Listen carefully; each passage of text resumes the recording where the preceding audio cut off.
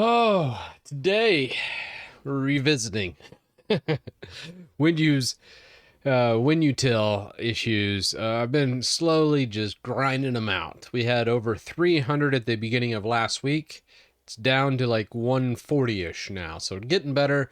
I might go over like some news stories, other stuff too on stream. But that's kind of the thought process today. Oh boy. I started also a little bit late today because it's 108 degrees here in Texas. 108 Fahrenheit. I think it's like 44 or 45 Celsius. I don't know. It's really hot. So I did early workout today. So that's why I'm a little bit late than my usual time. How goes it, everybody? Son, amazing. Goat. It is Windows. Yes, yes. A lot of people have donated to the Windows utility, and that's something I really have been doing a lot to try and keep up with. Every couple months, I usually do a big update, and we've already done a huge commit and done several pull requests and fixed quite a bit just in this past week. But I'm going to continue that probably throughout the whole month. I still need to go to Linux and dive back into the whole Debian Titus, finish that out, and make that a more cohesive one script. You run it and it just works. So that should be fun. The remove OneDrive. The problem with removing OneDrive is when a person sets up OneDrive on their computer, it reassociates all of the folders, the OneDrive folders, to desktop documents, pictures, downloads, all that. It moves them all into the OneDrive folder. Doesn't symlink them because Microsoft takes stupid pills when they install stuff. And then when you go to uninstall OneDrive, what it does is it doesn't revert the symlinks. It doesn't move the files back. It just basically just uninstalls it and then deletes your files. I mean, they're still in OneDrive, so you go to onedrive.com and download them. But I got to make a whole script because Microsoft's incompetent and take all those files out of OneDrive, move them back into their respective folders, then uninstall OneDrive because Microsoft just couldn't see to do that. I don't understand why I'm the one who has to do it, but oh well, that's fine. I've made money off of Microsoft's incompetence my entire life. Oh, I'm not complaining. That's one of the reasons why OneDrive was removed, because I haven't written that script, and Microsoft uninstall of OneDrive leads to lost files and them not reverting those folders that I just laid out is the main reason for it to go remove it. It's just that's the whole thing. It's kind of silly. So yes, if you do ever want to uninstall OneDrive, do it manually and make sure you copy your files out of OneDrive before uninstalling it. They should probably warn people about that, but Microsoft logic. It's been all day helping a major organization migrate to 365. It feels as weird as coming back from holiday speaking a different language. Oh, I'm sorry. A lot of organizations I know right now are trying to decouple from the cloud. It's like I did my first couple O365 conversions like 2012, 2013, and 365's really gone downhill. It just has, and they try and nickel and dime a lot of their customers. And I did a little tidbit that's coming out on Titus Tech Talk of kind of going over how they did the Walmart model, chased everybody away, chased away all the on-prem Exchange people to 365, and then slowly made the product worse while charging more. Do you know that NT Lite has a good free version? No, NT Lite went to paid after, I want to say Vista, and back in the XP days, and part of 7, I want to say, it had a freemium model, but after a little bit, I think pretty much the last 10 years, NT Lite has been paid to play, kind of ever since. It's still a great piece of software, NT Lite is, so I still recommend it. But yeah, it does cost the $30, and as much as I'm always uninstalling crap on my computer and redoing it, it does have a limited licensing structure, so sometimes you use up all your licenses, which is kind of a pain in the butt. You have to call them and then say, hey, yeah, I've installed on 10 different machines, and now I need to install on another machine, but I'm no longer using all those other ones. So then they deactivate all your existing installs and then reissue. It's kind of the DRM in NT Lite's not great. I kind of hate that minimal install. I think they could do a better job, but the actual software itself works well. Hey man, I'm on an old Acer Aspira laptop laying around the house. Oh my god, the Aspire. I remember the netbooks. I had like 3 or 4 of those with tiling window manager desktop. What do you suggest for that? Ooh, Stefan, I would totally be using something very minimal, like very, very minimal. Um, Probably like an Antix. An Antix would be pretty darn lightweight. Like even System D's too heavy for those Acer Aspire netbooks. Those are nasty netbooks, but they'd be fun to put like a really minimal distro on. So Antix would probably be a good one if you're not really familiar with Linux and you're like, I really want System D. You could go with like a Peppermint or a Lubuntu. Oh, RWX Rob and Tmux. Oh, Rob's in the house. Rob doesn't like the tiling window managers. He's like Tmux does everything. I always just say agree to disagree. I'm a big tiling window manager. Different strokes for different folks. I'm literally using KDE on a 2005 PC. KDE is actually not as heavy as most people think. I think when Plasma came out, they really did a good job of debloating it down to last I checked, KDE runs at like 500 or 600 megs of memory, and that's pretty lightweight. I mean, Gnome's about a gig. It's probably one of the heaviest desktop environments, and almost everybody else is lower than that. If you want to go really, really low and need a desktop environment, probably like OpenBox. I think you can get away with like 100. And let's say you want to install it like on a toaster. I'm not kidding. You could probably install it on like a toaster or Seagate drive, something with like really, really minimal processing power and has almost no memory. You could go with TinyCore. TinyCore only needs 46 megs of memory. So if it has 46 megs of memory, you could load TinyCore on it. So there's a lot of really neat projects out there. I love it. Hey, what's up, Zero? Been a long time no see, yeah. Why does the browser say managed by your organization? Oh, BCA. There's actually a fun little issue on that. So a lot of people that use Edge, dude, it's 104. I just got done. We're working out. So if I'm a little loopy this stream, that's why. I worked out in that heat. And I did it because I didn't want to work out in 108-degree heat, which is usually my 430. I was like, no, that's just too hot.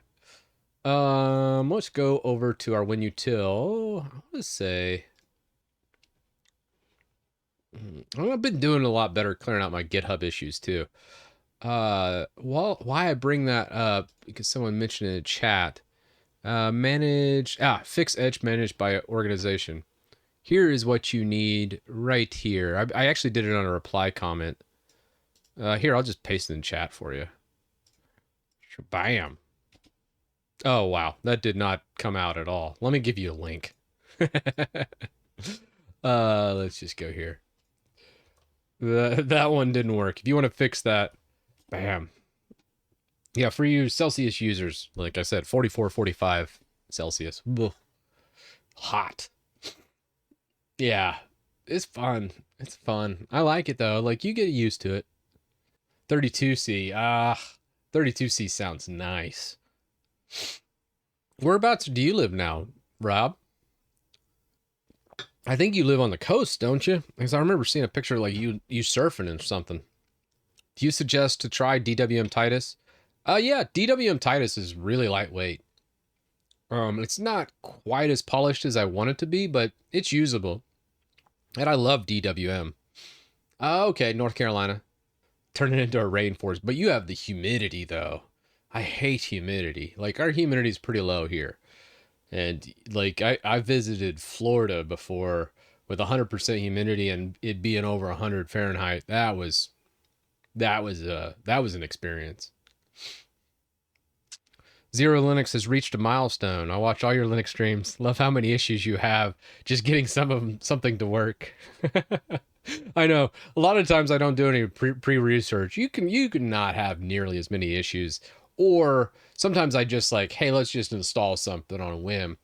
And a lot of the streams is just me throwing something in there. Just saying, hey, without um any prep work, let's just toss it in. And if it makes a video, it makes a good video. If not, then screw it. Let's just go.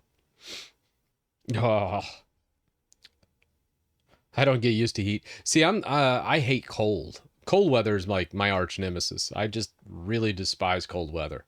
I would rather it be 108 degrees outside than it be freezing. That's just me. I know some people are like, hey. Oh no. Grub crapped again, man. It froze on the last stable shipment. I guess we gotta switch over to system D now, huh?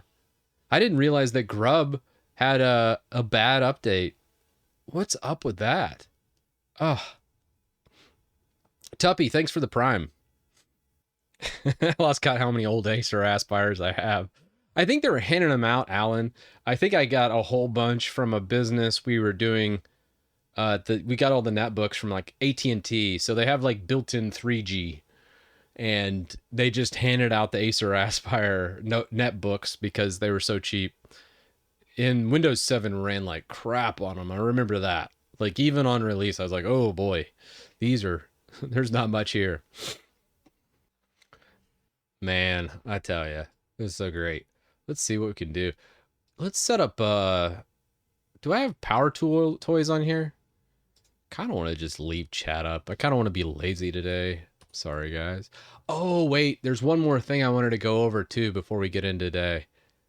Oh, it's a good one. You guys are going to love this. Let's install FancyZones. You know, it's been a while since I did that.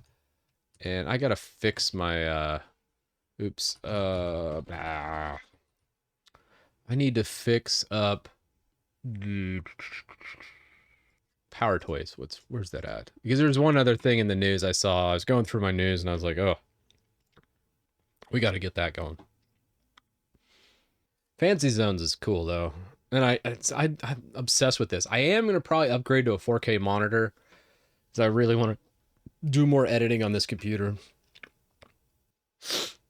Oh, so Grub had a bad update for XFS users. Oh, that sucks.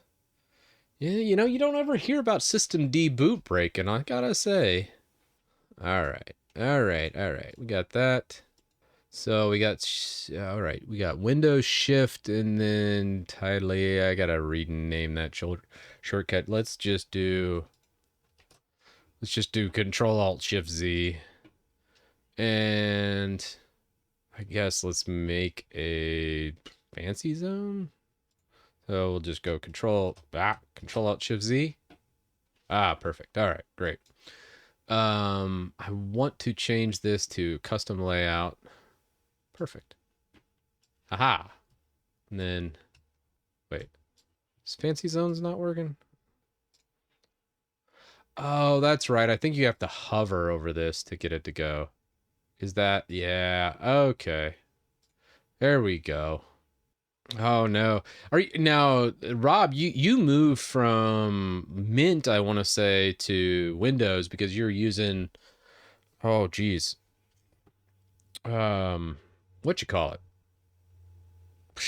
This is what the heat does to your brain, just goes. Linux subsystem for Windows. WSL. That's it. I was looking for it. All right. I think I need to close this one. I'm not going to probably put Spotify back in through Winutil. I probably will go a different direction on installing that. So let's just delete this view. And then we'll just have our workshop and in progress. Edge removal tweak. I think we have that in here. We could take a look at the edge removal tweak and see what we got. I think for the edge removal tweak, we probably put that. I think it's under functions. Did we separate it out? If not, we're probably going to do a breakout PS1 file for this. Edge removal. Where is it at? Well, let's just try remove edge. Yeah, essential tweaks, remove edge. So this is an invoker script that goes through, stops process. I think we got most of it with this script. Yeah, I think if you go with a Samsung, you can do like an ADB and start stripping out like Bixby and all the Samsung garbage that comes with it. ADB is actually, there's quite a bit of privilege with it. You can escalate it to really remove a lot of garbage from Samsung. I might actually have to try a Samsung phone again. I remember I got mad after I think the Samsung Galaxy 6 when they started locking their bootloaders. I was like, I'm done with Samsung. I'm never going to do Samsung again. But after the Pixel shenanigans, I'm kind of like, well, maybe I might do that. So does this actually remove Edge is the question. Do we still have Edge on here? It's the recommended browser. Really? Okay. Um let's just launch it. See what we get. What do we got? Remove Edge. Let's see what happens. Does it work? It says it's removed. Let's just see. Edge. Yeah, it's not removed.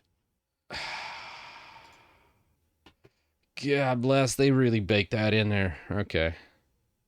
Well, the design is based like you can still get the old design. This is a little funny thing too. We did this I think last stream. So when you launch into it, if we go tweaks, if you turn off dark theme, let's close it, then relaunch, you'll still get the light theme. So it depends on how you're themed out. So the dark theme people, it will actually do that. It's kind of cool. Ah, okay. Don't show again. So you can still do light theme just depending on how your system's set up. If you're a dark theme user, you're gonna get dark theme. But yeah, that was actually not even me that did that. That was a pull request. I just added some extra code to say dark theme, move it to this, light theme, move it to that. Somebody already added the theme functionality. So I just took that and added a little bit extra to make it even better. The beauty of open source.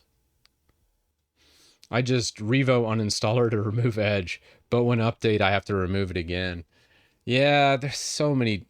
Let's see. Remove Edge script. Let's see how other people are doing it. This is a bat file. So this one's going through. Removes the links. Let's ask ChatGPT, get its opinion. Let's see what it says. Remove Edge through a PowerShell script. Yeah, let's see what it does. So it's saying go the AppX approach. That's not going to work. I already call foul here. Oh, ChatGPT. I would love this to work, but I'm going to tell you right now it's not going to work. The Microsoft thought of that. Let's just make sure, though. Okay. I love how this has gone into, like, if you walk outside, you're going to burst into flames. Okay. All right, let's see if it can get Microsoft Edge. Yeah. Not going to allow it there. Let's go into an admin prompt, maybe. Yeah. This app is part of Windows and cannot be installed on a per user basis. An administrator can attempt to remove this app from the computer using turn Windows features off. Let's see. Let's see what ChatGPT says to that. Does not work. Error message. Let's feed it error messages and see if ChatGPT can do anything. Oh, man. It says PowerShell script. Maybe. Let's see. Okay. That might work. That would be a better way of removing it. So they moved it into an... So if you want to access this the standard way, they moved it into Windows features. So you could remove it through here? I don't even see it listed. Huh. Media features, maybe? No? So where the hell they tuck it? Remove Windows optional feature online, feature name, Microsoft Edge. Okay, let's try that. So they just haven't made a new, well, they obviously wouldn't update the old version. So maybe they tucked it and made it a Windows feature. I mean, I would love, why I'm doing it this way instead of like the hacky approach of just deleting everything, because I wanted to make it to where if someone does want to reinstall Edge after they did that whole Bing chat shenanigans, oh my God, I got blown up on the tool of people wanting to use Edge. And I was like, okay, well, I nuked it from orbit, basically. You ain't reinstalling it. Or it makes it very difficult to reinstall. But if we could do it through a disable Windows optional feature, that would probably keep it from coming back from an update, but also make it easy for someone to reinstall it if they wanted. So let's see if that works. I'm skeptical. Cannot find a parameter that matches all. Okay, well, let's remove that. Okay, yeah. I didn't think so. That is ChatGPT. Go home, you're drunk. So that isn't a Windows feature. You are correct. I apologize. Why am I... that's not removing it. That's just disabling the pre-launch feature. So, like, there's people out there that do these speed tests on browsers, and I want to punch them in the face when it comes to these YouTubers. Because they're like, Edge is so fast. I'm like, bullshit. It's a fake, because they're literally pre-launching parts of Edge when you start your Windows. That obviously gives them an edge in speed because it's part of the operating system and they're able to leverage that part, so it makes them look better on tests. But it's not faster. It just appears faster because of shenanigans like this. Yeah, I mean, I guess we got to nuke it from orbit, really, is the only way to do it. Unfortunate. All right. Yeah, well, Edge owns ChatGPT, so it's like not giving me the correct answer. Yeah, uninstall Edge PowerShell script. Let's see if we can find something like that. I don't think there's anything. I don't believe it's an Apex package. Oh, Microsoft didn't like this thread. It's locked. These are so funny. Like, the Microsoft knowledge base community is like the worst in the world. Like, give me an Arch forum post any day of the week flaming me for my stupid comment or question than freaking the Microsoft knowledge base. They'll probably just be like, you can't do this. Okay, it says, hey, if you want to disable Edge in Windows, this is probably like GPO. People are like, you can't. This is hilarious. Okay, here's how you remove. I don't think this will actually do it. Let's see. It'd be funny if it did, but I don't think. So we got a couple Edge Dev Tools, Client, Edge. And if we go to remove these, remove Apex, and we go Edge, star. Yeah, it's just not going to allow you. So they force you to be like, nope. Nuke and pave is basically the way we do it. Oh, wow. Winutil's top 15 rank in PowerShell category. That's cool. Yeah, I'm really going to dedicate a lot more time to it because I will be using Windows more, and I really want a better experience. And I know I can give a better experience with some of these stuff. Let's see. What do we got? What do we got? PowerShell. Yeah. So this used to work, but it no longer works. And then you also got an uninstaller. Yeah. This used to work as well. I even did a video on this. This also no longer works. Oh, geez. This is a couple years old, so this probably won't work anymore either. But that actually might. I like the way this guy scripted it. Sander Holvoet. I like how he's grabbing the Edge version. This would make sure it continually works pretty well. And it's gone. I love that meme. Let's see. I think I can do it this method. I might need to run it in script form, but let's see. I don't think it's going to actually do that. Let's try to update our script. And obviously the invoker script's not going to work anymore. So we're going to have to go a different route. Continue the stop edge process. I agree with that. Uninstall edge. I like that. So I think we got it at one point in time. Yeah, this is the right way to go about it, but let's see. Top power exploit. I like the name of that one. Blazer. Oh. Sophia script's a good one. Winutil 18. Sweet. What else we got in here? Setup script. Win10 script. Hey, that's my old Win10 script.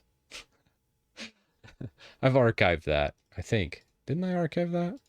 Yeah, I archived that. Chocolate, no. Yeah, we can stop the edge command. That's not the issue. The big thing here is actually removing it. They've basically got rid of the uninstaller that comes with it because Edge is a fork of Chromium, and Chromium has an uninstaller built in because Google's not as bad as Microsoft. Where Microsoft's like, hey, we need to get rid of that. And I think if you run and find the uninstaller, we can try it, but I don't believe that works any longer, and you have to pretty much rip it out. I'm actually just looking through some of these. Okay. Let's just try GitHub edge removal. There's that one. Let's see what else we got. There's Sortum, which they've used, but I don't like closed source binaries. It's just not my jam. So edge uninstaller here. And we could take one of these scripts and then convert it. So we're doing a stop process here. We cd into here. We find the edge application. This is doing that. See, I think they're blocking the uninstallation now, though. There's Edge Legacy. Let's see what else we got. Remove Microsoft Edge and Edge base. 600 stars, pretty good. So this is Chrome version only. Some versions Edge will not work with this, not updated. Chrome version only. Let's look at remove Edge bat. So it is finding the Edge application, grabbing the version, running uninstall, and then doing the same thing for Edge view, and then deleting the actual files and additional files. I don't think that'll work anymore. I like the script though. Let's see. Let's just try and run the script. Here, we can just save. We'll just call this like edge.bat. All right, let's run edge.bat. Oh, yeah. Let's go CMD. Do we have an elevated? I think I closed my elevated one. Just close that. Let's go CMD edge.bat. Does that work? I bet you it does not. Yeah, they block it now. So they block the old method of removal. That will no longer work. We can also check that with AppWiz. Yeah. So here's Edge. You can't. It's too funny. Hey, Pad. I've actually had Pad's made a couple commits to the utility actually. Yeah. So let's see Pad's method of removal. Ah, look at this. Okay. Clear Win32 uninstall block. Delete this right here. Oh, it's slick. There's always a way. Where there's a will, there's a way. I bet you this works. Dude, look how many blocks they put in, though. Damn, Pad put some time in to make this possible. That's fascinating. Look at that. He's doing DISM to remove the provisioned AppX package. Super cool. Shut Edge down again. Oh, man. Look at this. Wow. So he's putting the IE edge stub back in, open web search, CMD. Yeah, that's actually really cool. So then when you click on, like, let's say you're right here and you're like, hey, I want to check the forecast, it automatically hard links these to Edge. And what open web search is doing is it's redirecting the shell open command to like Chrome. How Microsoft gets away with this is because they own all the politicians. They're just so corrupt. Like, this is obviously a monopolistic move that you can't change your browser. They got sued in the 90s for it, and then Microsoft learned. They just dump millions, maybe billions of dollars into the government. Then they can control the law and get away with just these kinds of shenanigans. It's just so messed up on so many levels. Damn. But look at this. Pad did a great job of finding all of it. I like it. Let's try and run it. Let's try and run Pad's batch file. That's clean though. And it even is taking legacy edge too, so you can run it on old let's just exit.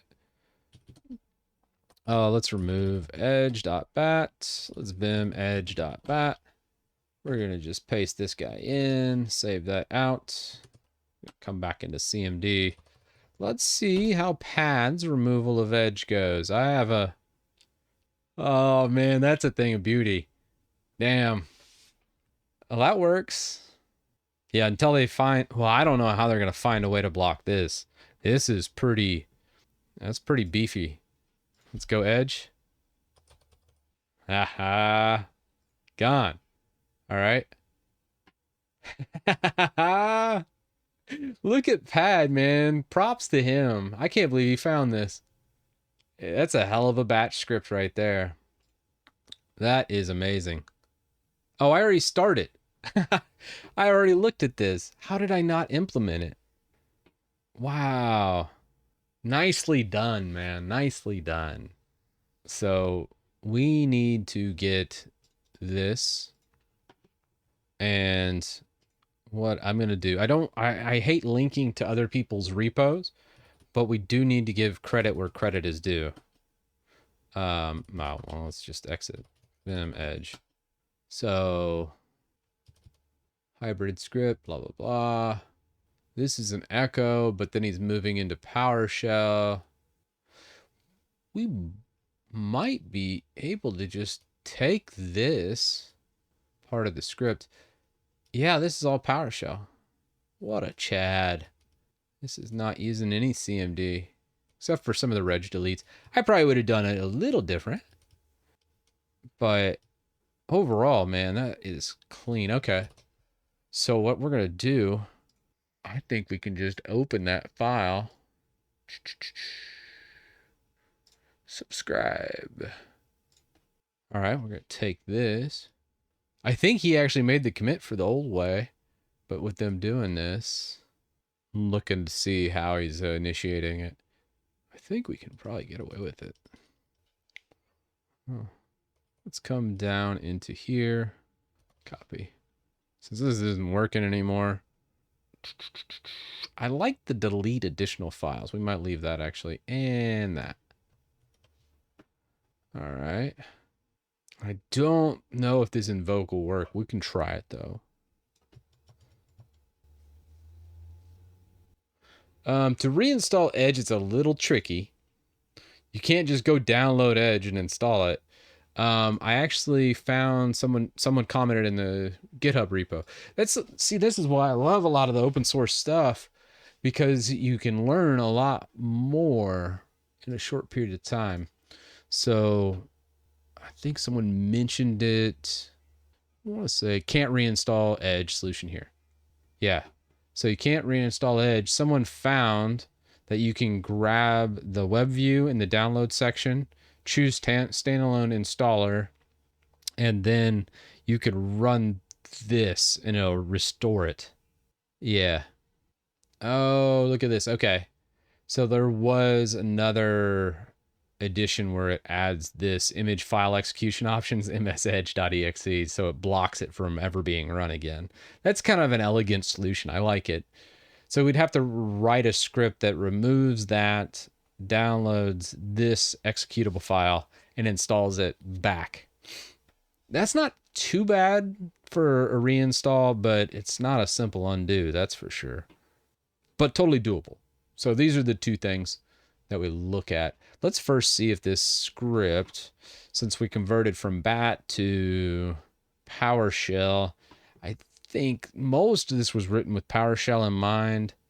It's once we get down into here that I'm like, okay, this looks like a CMD structure. That does not look at all like PowerShell. So we might need to redo it, because these are like go-to points in a PowerShell or command bat script. So that's not going to quite work. Yeah, it's an interesting thing, but yeah, we'll definitely be able to. It's totally doable as we just shown. I just want to kind of convert some of this. Let's see if we can't convert this to just use PowerShell exclusively for the invoker script.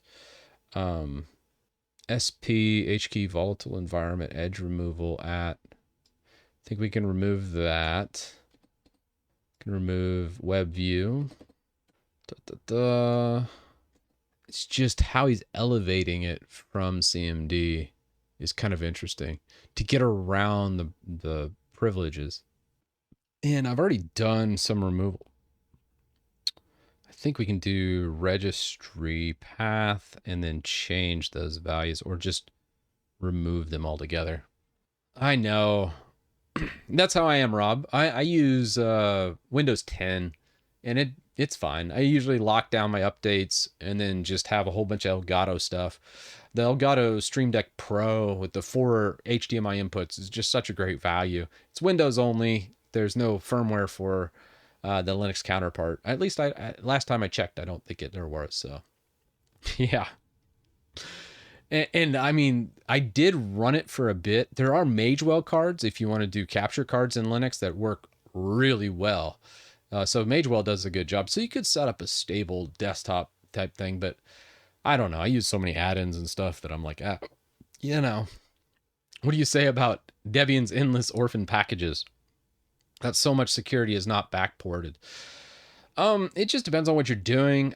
I don't see a problem with that, Cade, for most things, but like using Debian strictly for business and stuff like that, I get the point that you're kind of alluding to, where you have like a SUSE or a Red Hat that would take care of a lot of that. But pick what's right for you for your use case. I used to always just do like CentOS 7 is what I learned Linux on. Linux CLI for server headless implementations. And I loved that. These days, I'm just like, I don't even know what to recommend for a business oriented headless setup. It's just like, I'm so torn. I almost want to say Debian. I still want to say Debian server, but I wouldn't recommend that for someone that needs support, obviously. And there's also more security issues with Debian compared to a lot of the enterprise distros out there. So there's considerations for both. But the Windows user in me kind of just says, yeah, there's more security issues in Debian compared to like a RHEL or a SUSE, but it's still way better than Windows. And that's kind of where I'm like, but if we're really comparing things, is it really worth it? And you're like, yeah, Debian's still like way better than the other crap. It's way better than like a Windows server. So, yeah. So there's that back and forth I see. I always like to play devil's advocate. I don't ever like to crap on someone and just be like, hey, this is wrong. I always like, that's a point of view I haven't heard before, and I like to figure out why they think that way. Sadly, a lot of that in today's society is just like, I want clicks and views. It seems like Ubuntu server really has things locked up, both from the container size and virtualization. Someone told me that Canonical took over ownership of LXC that like this week or something again. Ooh, okay. Yeah, Ubuntu server is interesting. I used to use Ubuntu it's been a while since I really was deploying a bunch of Ubuntu servers, probably Ubuntu 16 and maybe a few Ubuntu 18s, and then I've kind of gotten out of that game. And I mean, the latest versions of Ubuntu server that I really don't like is Snap. And I know some people are like, what's up with the Snap hate and all that? But if you ever install Ubuntu server and you go to the login prompt, like it's just a little bit buggy. It feels sluggish. It feels like you're, and some people are like, well, who cares if it's taking a little extra resources? I mean, I do, especially if you look in the VPS realm where I'm deploying these things.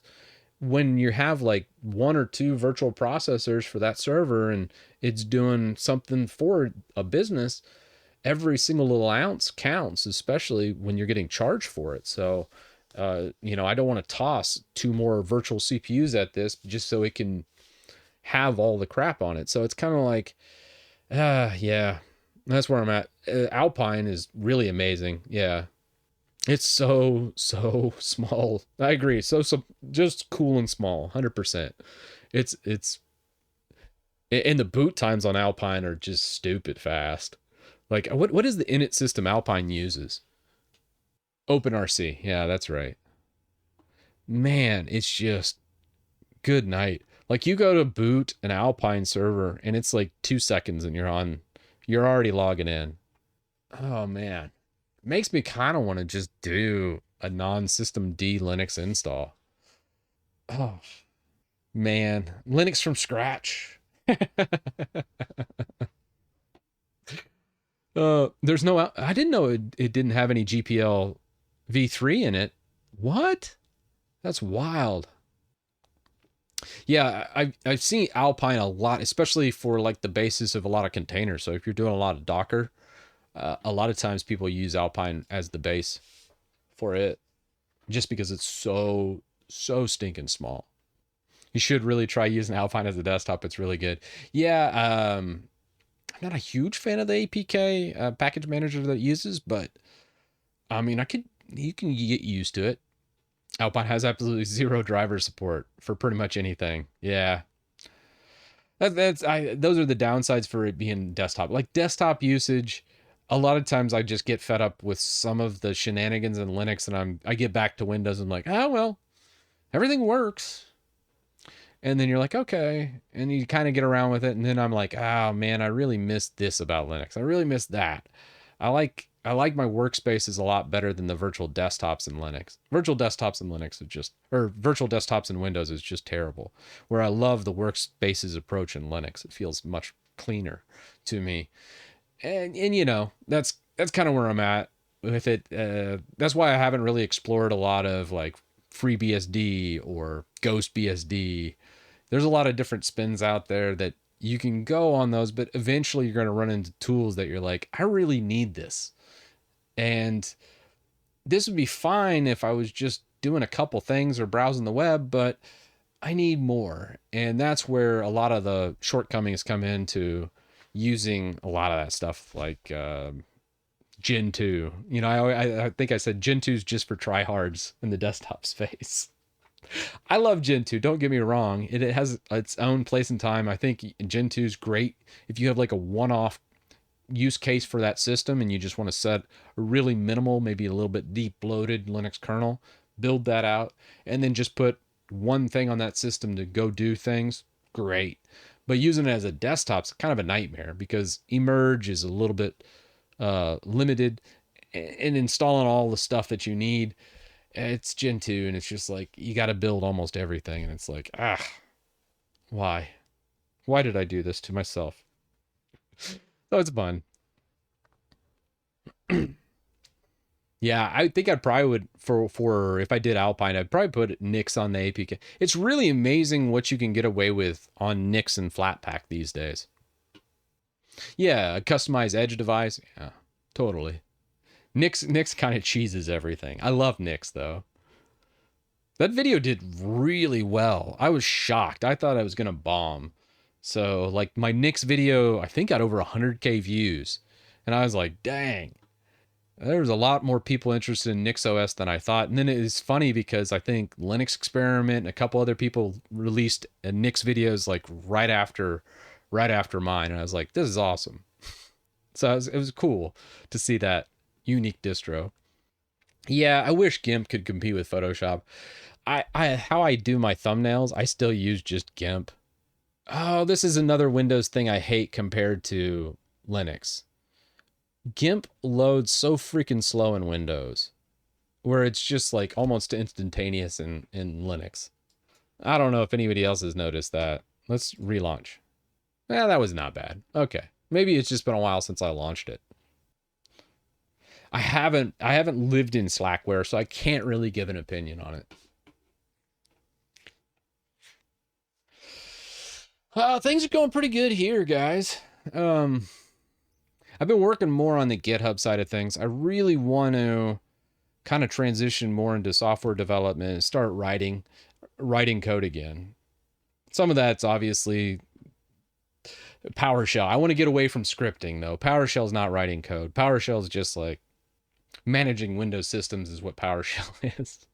That's not what I'm talking about. But like getting back in like doing C sharp, that's been fun this past month, and I really want to get back into that. I would love to learn another language, like Go or something like that, where I feel like I'm contributing to the world. Where a lot of times where I just churn out videos, um, I don't really want to just do that. I don't mind doing like a video like once a week or once every other week, especially like the live streams are amazing. Like clipping these up, cool. Don't mind that at all. But like getting back to like 3 videos a week on YouTube on the main channel, I don't see myself doing that again. I really want to more focus on building out actual programs, and I have all these ideas that I'm like, I need to get better and get back into that and really immerse myself in a lot of the code and getting those skills, because I mean I couldn't call myself a programmer past 2000. 2000 is really the last time where I'd spend hours every day on programming. And these days, I'm the guy you call for scripts, which I'm good with scripts, PowerShell scripts, and those types of things, even some Bash scripting, but not. That's not really programming. That's just like just automating something. To me, that's not quite the same. So I really want to get back into that. But that's kind of where I'm at. I love where I'm going. It's just getting there. And it's just so frustrating learning new stuff. But I love it at the same time. Learn Zig instead. Okay. Rust would be a great choice. Seeing internal Microsoft is also adapting. Okay. Yeah, right now I'm using C sharp for one of the projects I'm doing and kind of learning it. This is this project, but if we go to Win One Shot, I've been developing this whole thing in C sharp where it goes through, and the idea behind this is just to set up every single Windows system the same. You just run this one executable. There's no prompts really, maybe a progress bar I'll add to it, and it just goes through, sets all the services exactly how I want it, sets all the registry settings exactly how I want it, does strips out all the junk and task scheduler, and just makes Windows how it should be for pretty much every user. So no settings in here that are really going to toss people through a loop. It's just something the configuration that every Windows should have. I'm just going to make in this C sharp program. This has been fun too, because I've been able to. This was the function for deep loading the AppX packages, delete files. What else did I do? Registry, changing registry entries, services, and I was just doing .NET functions for these mainly because I wanted to interface directly with them instead of just shooting PowerShell or CMD commands.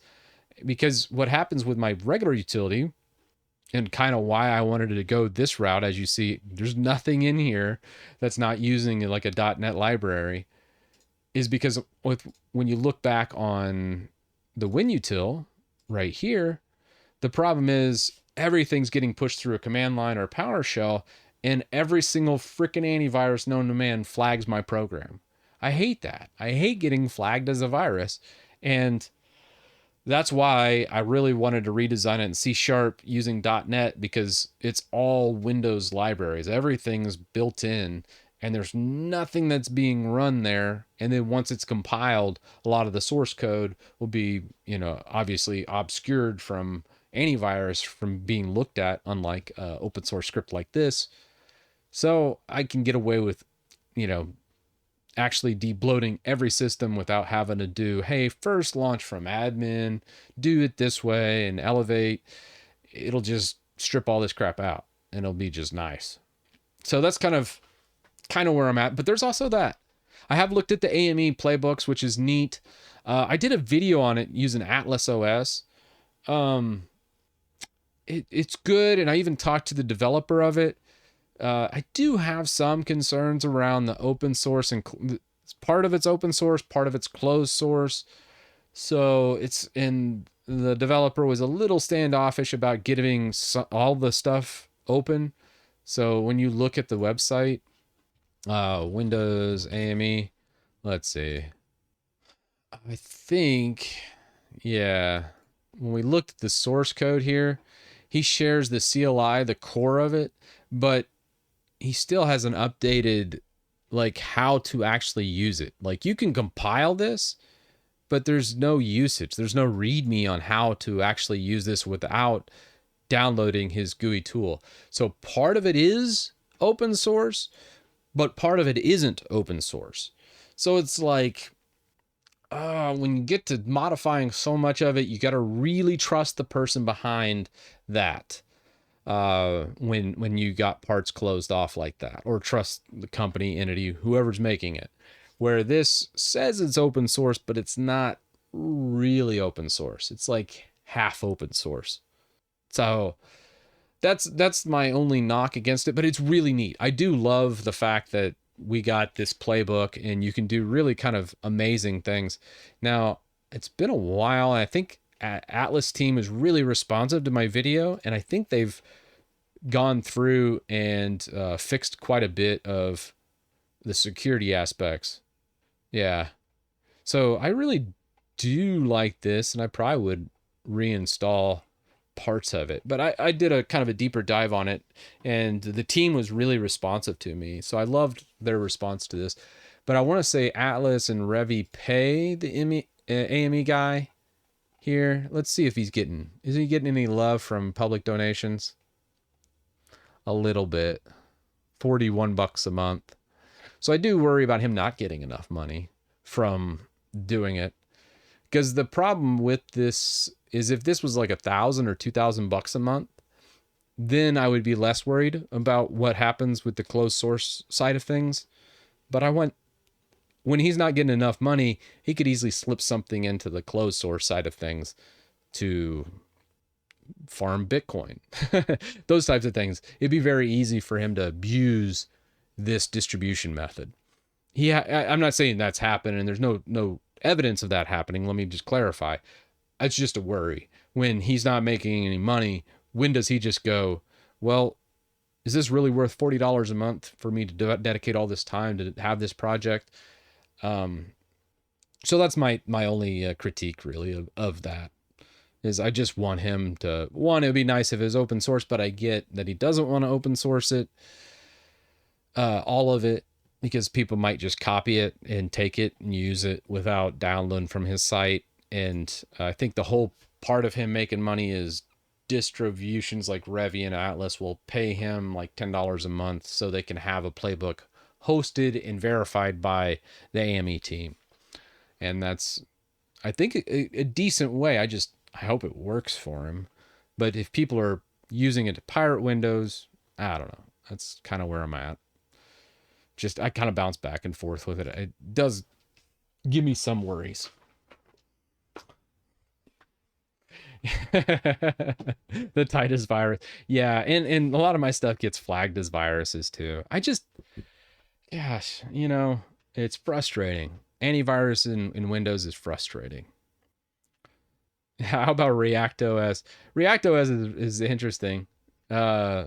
Isn't that the Windows 2000 based one? Or React OS? Yeah. That's Windows 2000. Yeah, it was like a reverse engineered Windows 2000. That's kind of cool.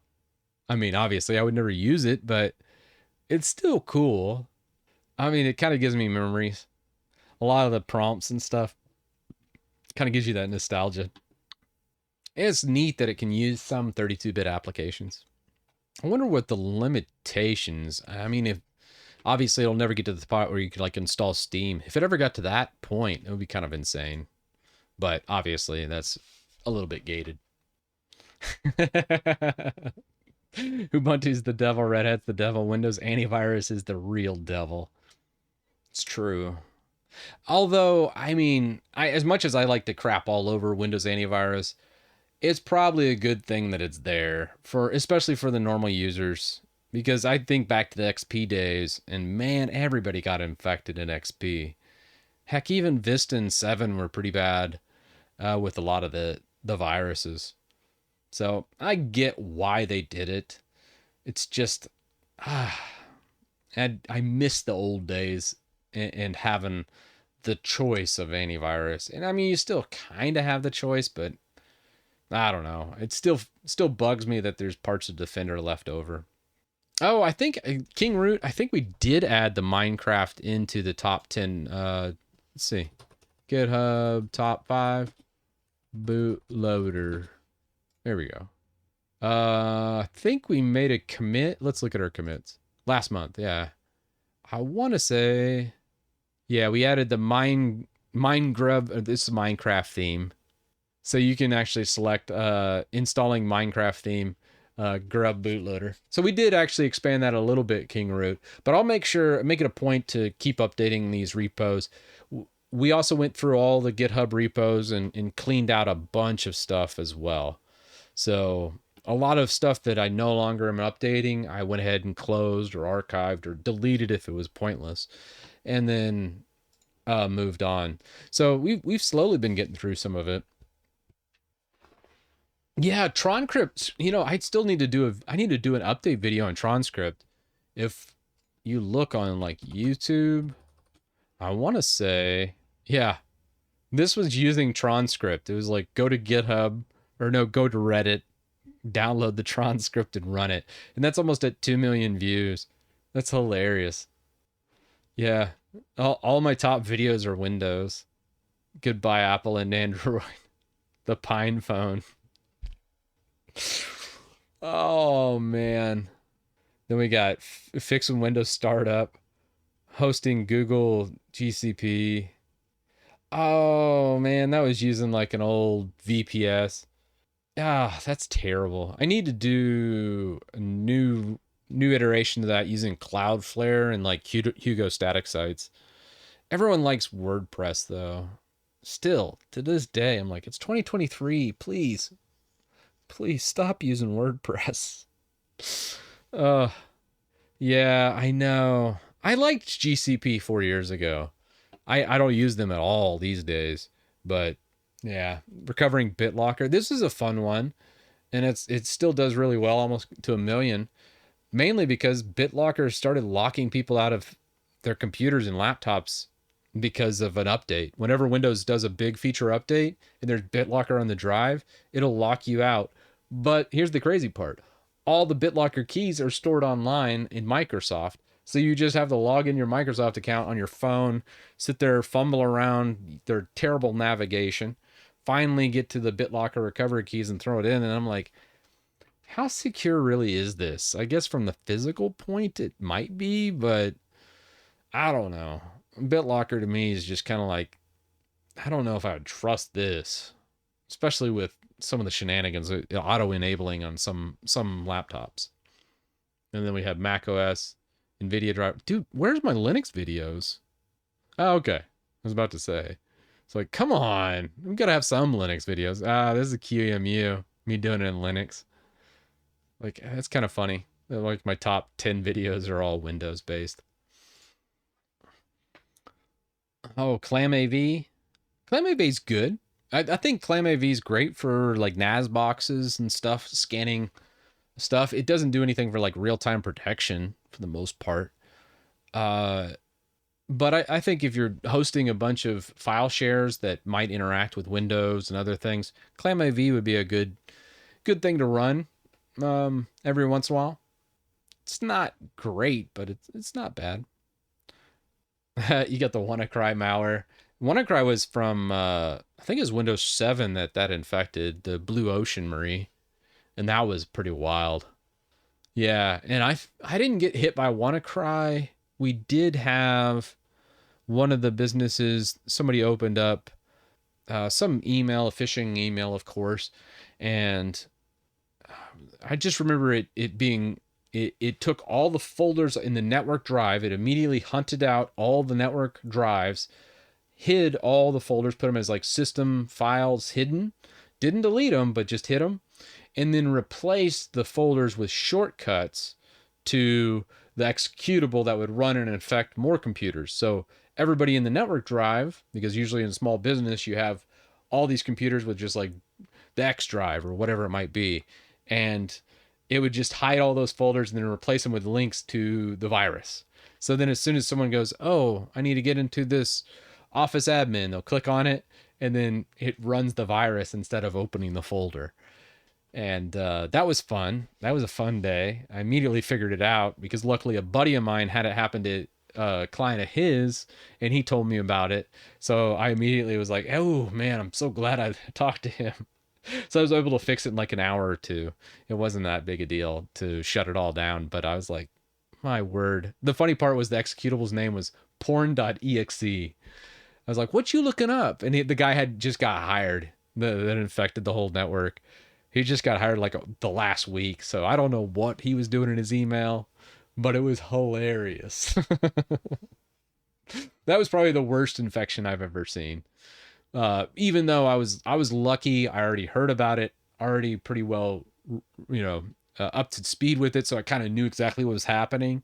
So I was able to just take the shares offline, fix it all, and then restore it, and then just go to those machines and make sure they're clean.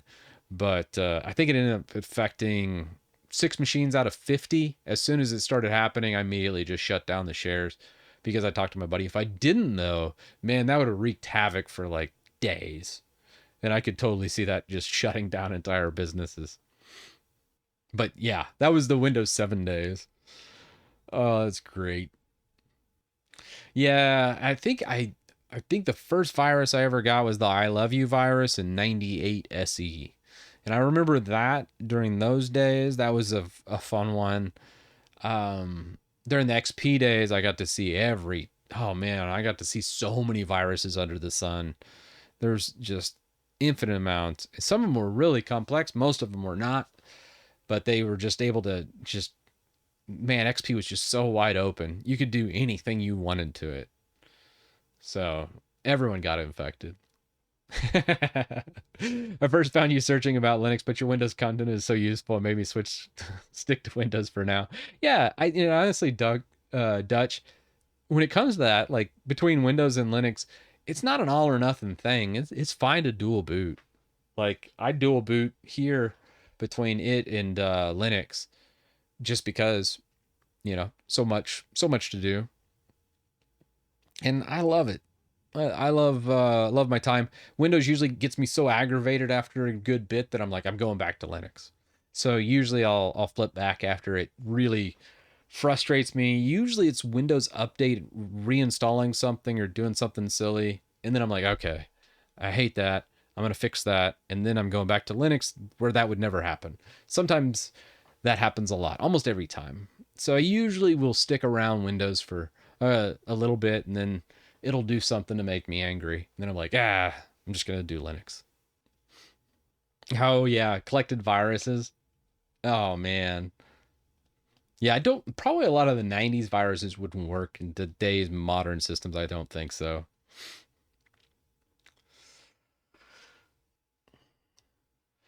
All right. Let me get this Edge batch file done. I'm tempted to just link Pad's version of this. If I convert this, we'll What if we did this? This is so crazy, but I kind of want to see what ChatGPT does with this script. One of these days, ChatGPT is going to work for me.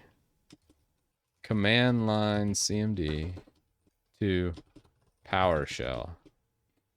It's probably just going to do a wrapper. What's it going to do with that? I mean, it started off strong. This is still not good. For each reg add, that should be converted to like that. Let's see what else we got. Reg delete. Okay. When you modify Windows 10, 10, 11 installation, when you strip out the components, how do you prevent it from being reinstalled in the next big update? Slack joint, you usually put, hopefully you're using like Windows 10 or Windows 11 Professional, and then you put a really strict GPO to not do feature updates for like 2 years, and then after 2 years, you got to reinstall. The alternate option in that is to use LTSC, which does not update and doesn't get feature updates. So you could do Windows LTSC, and then you don't have to worry about feature updates ever coming. So those are the two options that I see. All right, so far, it's actually not terrible. Hell, let's try it. We're going to do it as an independent script, though. Let's just copy the code. Let's come down here. Let's do edge.ps1 move. Oh, okay. We have a syntax error. I don't think that'll work. Yeah. I mean, that looks super jacked up to me. I don't know why you'd set the item to a volatile environment edge removal. That seems strange. Like how this is going about doing it. But, you know, let's just run this randomly generated ChatGPT script and see what it does. I wish we could do. We probably need to put some verbose settings in here, but when in Rome, let's just see how bad it is off the get-go. Yeah. I didn't think that would work. Let's fix this up a hair. Let's just fix this up a hair. Let's go. Oh, what's going on there? All right. Close these. Close others. And just take this guy. Let's see what other problems we have. It says we got this. Probably just missing a closing bracket. Probably still won't work, but I'm interested to see. I'm here for it. Yeah. Okay. Get methods. That was. Let's see.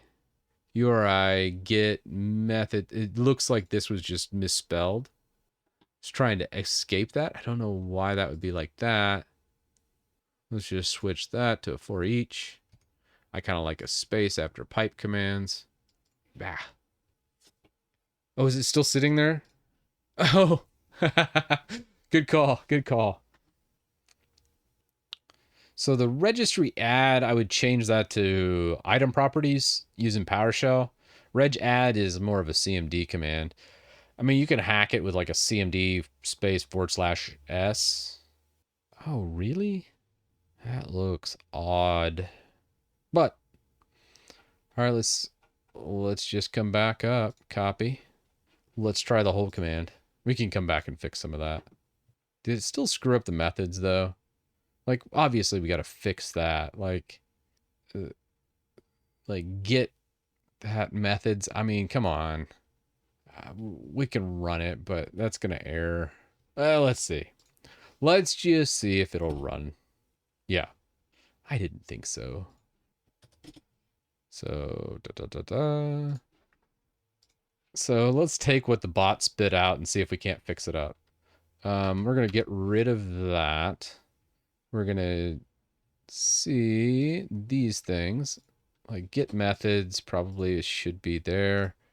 We should change this to like where object, I want to say. Get that, and then this for each. These are just subtle warnings. We don't necessarily have to fix them. It'll still work, but I would like to fix it. Just whatever. For each. That's fine. It's kind of weird. Yeah, so this should... I don't think it's going to work, but let's see what errors it gives us. The term for each is not recognized. Edge removed. Okay, great. Let's verify that for each. For each object, probably. What other error we got? Okay. It's the same line, I believe. You cannot call a method on a null valued expression. That's the methods. That seems a little bit off. You are correct. I am mistaken. Apologize. Yeah, it's for each dash object next. I mean, I think this would work. Does anybody have Edge installed that they want to test this on? Wait. Never mind. I have this exact scenario set up specifically for this. We got stock Windows 10, stock Windows 11. So what I do with these, and I want to say we have screenshots, or snapshots. Let's manage it. Yeah. So let's power on this machine. We're just gonna remove it and then take our snapshot back. Great way of testing things. So let's change that D1 module. I think that should. I'm not gonna copy all this crap. I think it's mostly just the admin privileges for elevation. Don't necessarily need to do this, but did they fix the method there? That's still weird. I don't think that's right. That doesn't look right to me. Screw it. I'm gonna be admin anyways in here, so we don't even need this. Just looking for D1 referenced anywhere in here. No, it's not. Screw it. Not needed. All right. So I like this. I believe this shouldn't give us any errors now. It should just say edge removed. Abracadabra. After, yeah. Perfect. So tweaks. Oh, let's just discard those changes for now. This is our test edge script. We're gonna push that to, we're not in the right branch. Oops. I deleted the file by changing the branch, but luckily it was still sitting in VS Code. All right, cool. Got lucky. All right, let's test it. Let's commit, push. All right, cool. That's in our test branch. So let's finish setting up our computer. Just remind me in 3 days. Okay. Our beautiful Windows 10 installer with Microsoft Edge in all its glory. This is exactly how it is from Microsoft. Stock. Why do people like Edge? Bunch of weirdos. Okay. Ooh, dark and stormy. Okay. Download. Let's just go GitHub. Chris Titus Tech. Ba ba ba. We're just going to switch over to our testing branch. Where's that Edge script? Edge. Give me the raw file, please. I could download this, but we're not going to do that. We're just going to go PowerShell with admin. We're just going to do IRM, paste, pipe to an IEX. And then if we do everything right, Edge should just disappear. I'm actually going to leave it open because the script should kill the process, kill Edge, delete the files, uninstall it, and get rid of all the shortcuts. All right, kill the process, removing the apps, and ta-da! It's gone. Edge removed. It's still pinned, but yeah, pretty much got rid of it. Okay. So then let's just install like, I feel like that's a pretty good conversion to PowerShell. We're going to skip Chocolatey for now. Throw Chrome on here, install. Okay.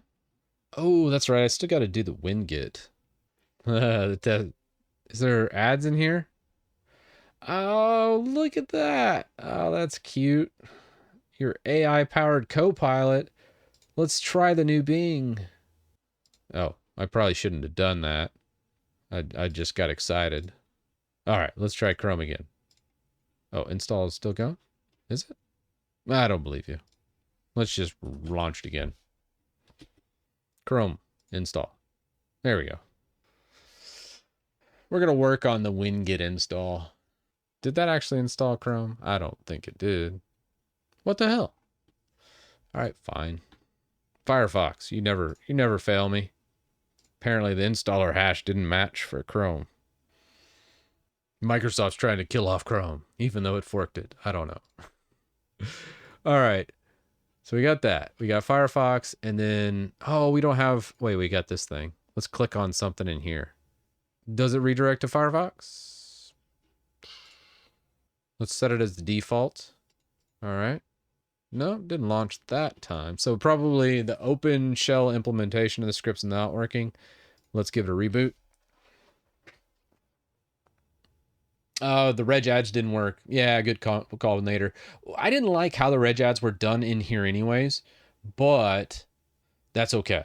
We can go through, I wanted to do set item property through PowerShell and not reg ad. Reg ad's a CMD command. So that's totally okay. And honestly, we could just say, we could change that and just tell ChatGPT to do it. Go, my AI minion. Do my bidding. Is edge? Okay, no edge. The reg ads didn't work, so we can't open these up. It'll just do nothing. It will just have Firefox. Okay. Still an improvement over the old way. I like the new way. We just gotta clean up some of the reg ads.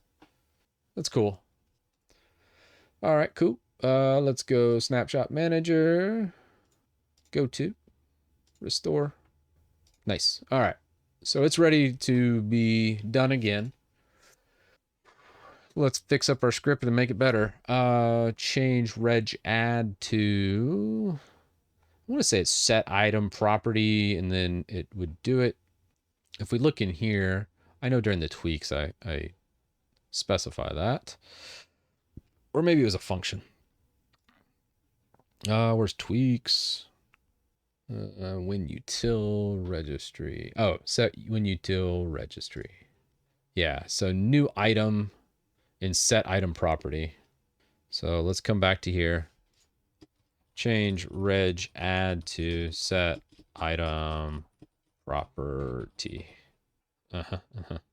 Let's see if there's anything else in here. We might need to do a verify, like a test path as well.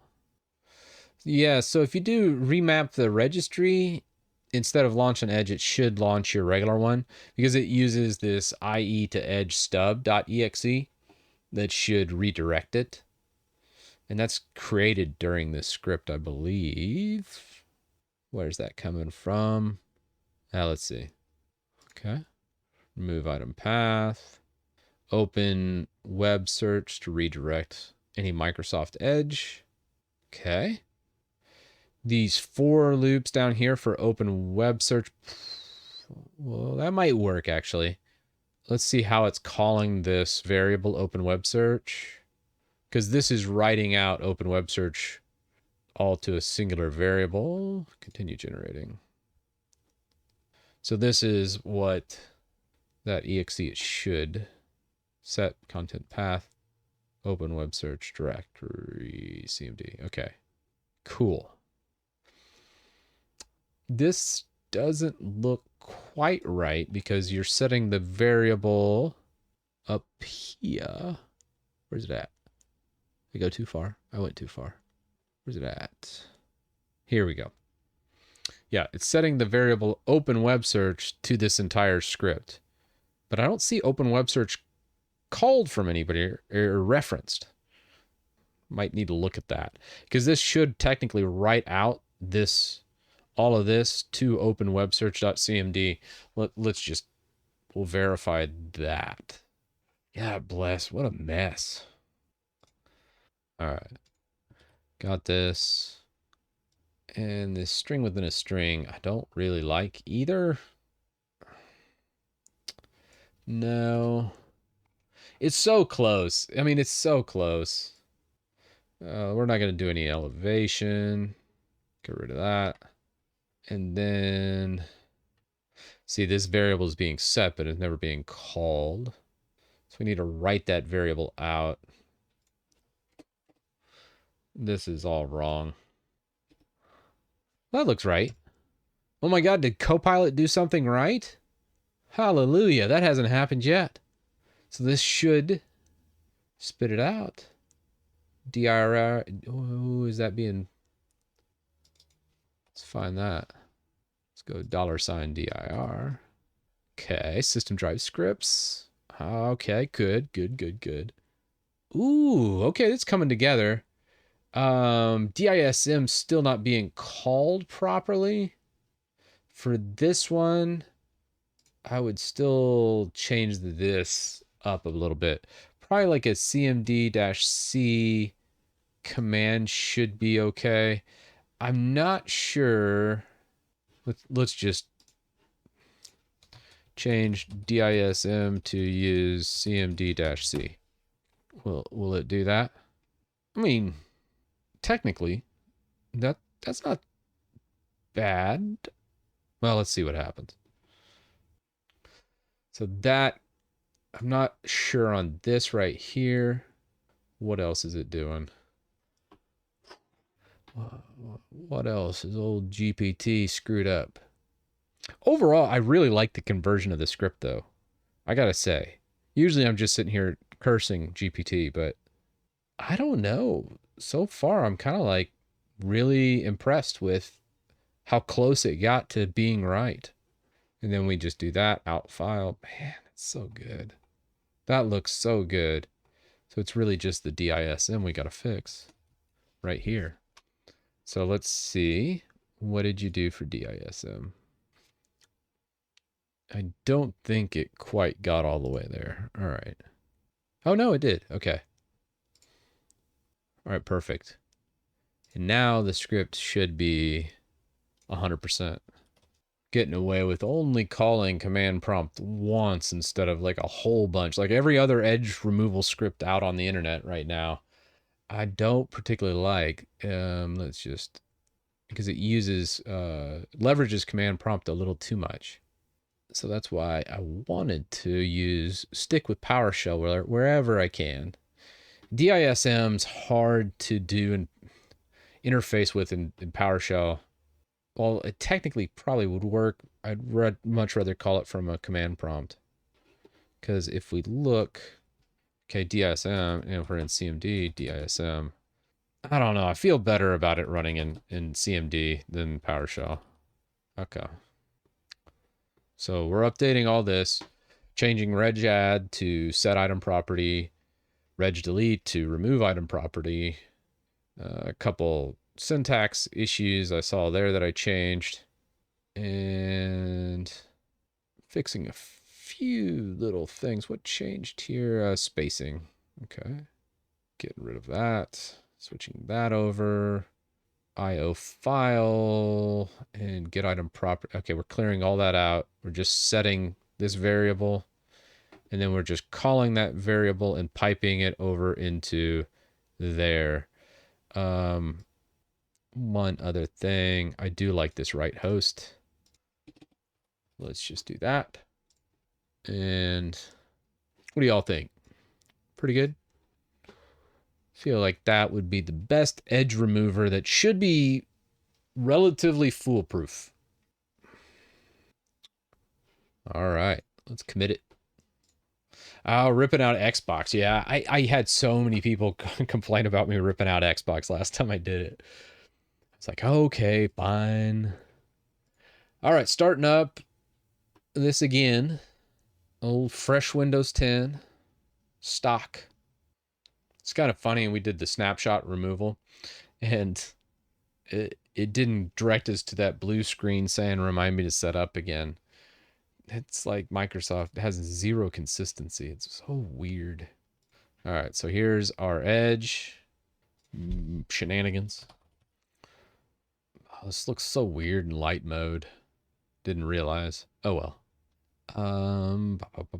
Winutil. Go to the testing branch. Edge. Raw. Actually, we don't even do that. We'll just IRM it.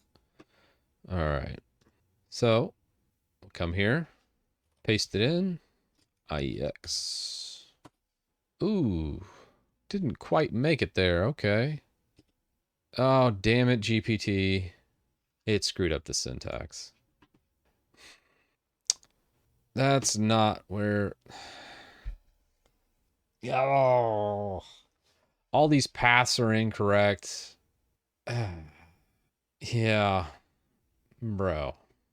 Like, it didn't even make an attempt. HKCR. Damn it. Shut this guy down. Revert. Okay. Revert it back to original again. This time we'll retest our paths. Looking at this, I should have caught it. That's my bad. I should know better. Like, what's it doing here? What?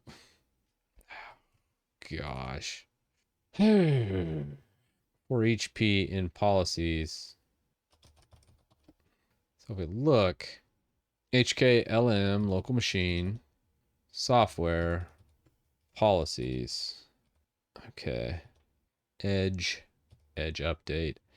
So why is it doing a for loop here? That doesn't make much sense to me for software policies.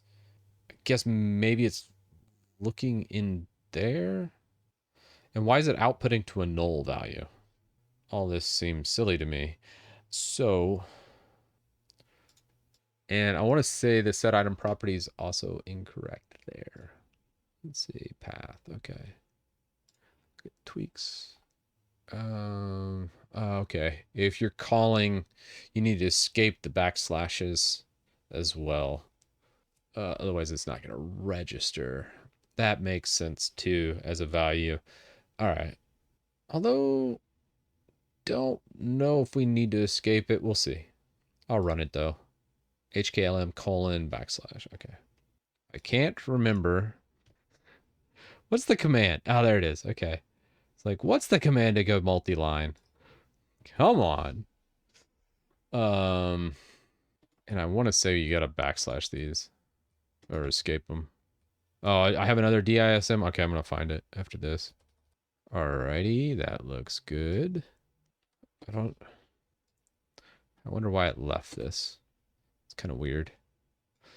Copilot's freaking out. It's like, hey, do you mean to put null on the end of these? No, Copilot, that is incorrect. You don't want to do that. That's just silly. And then HKLM software. Let's also take a look at it. HKLM software. Do we have Edge in here? Don't see Edge here. Let's boot back up into our stock just to make sure software doesn't have it somewhere. Oh, the command. If you hold Alt and Shift, and then you can drag and do multi-line without it falling off to the end and beginning of each line. So that way, if you just hold Shift, obviously it does the traditional, hey, it goes all the way to the end and beginning, but if you hold Alt Shift, it only selects that small area, so then you can do multi-lines really easy. Okay, let's go back into software. It's going to be in Microsoft. Do we have Edge right here? Edge? Don't really see, I don't really see anything there. So software right there's nothing. And I want to say the other one was in policies.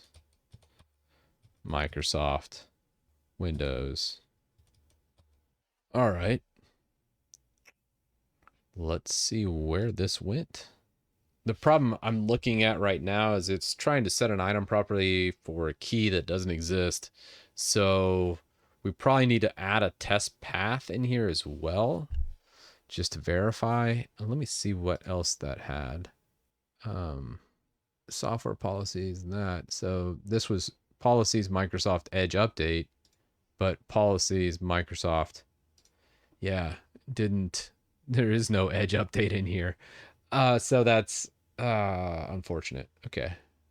I wouldn't say I'm hacking Windows, I'm just fixing Windows. Like, we should be able to uninstall Edge and then redirect all the stuff to a traditional web browser without being coupled to stuff, right? It just seems wrong. So if we copied this, I'm just going to run this one command. I'm just going to put it in my terminal. Make sure that was good. Okay, yeah. Escaping that worked properly. Install default value 1. So let's pull up our browser again. I'm going to just refresh. Edge update. So what we're going to do here. So we did Edge update, install default, and the value is 0. We're going to just change this to 1. We're testing the command, and then refresh, that's 1. Okay, perfect. That's what I want to see. So that is the proper syntax. Everything looks good. Great. So now we just got to fix all the paths. All right.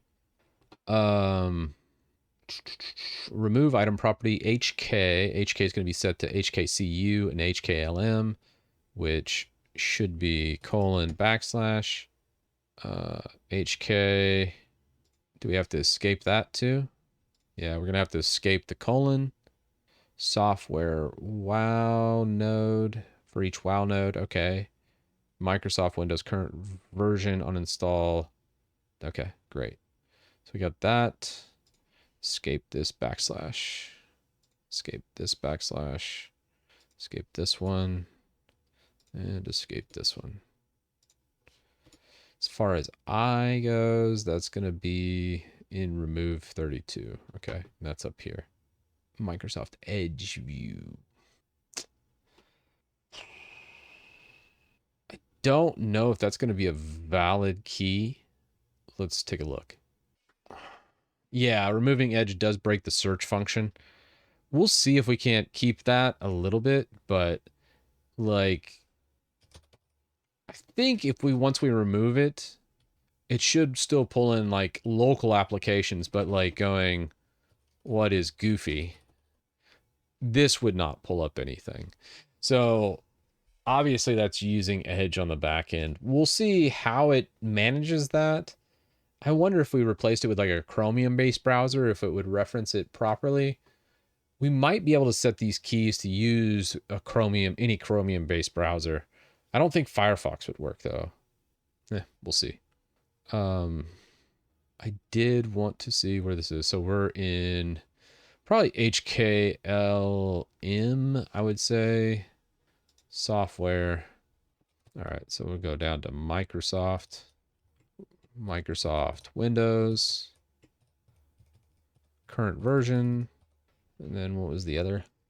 Uninstall. All right, what you got here? Okay. There's still a bunch of IE entries in here. That's pretty funny. I don't see this key in here. It might be under HKCU though. So we look at that. Microsoft Edge and Edge Update and also Edge Web View. So let's look for those Microsoft Edge values, which I don't see here, but it might be a per user. He might have been sneaky about it. Let's try this again. Software, Microsoft, Windows. I probably put it on the same key. Come down into uninstall. Nope. There's OneDrive.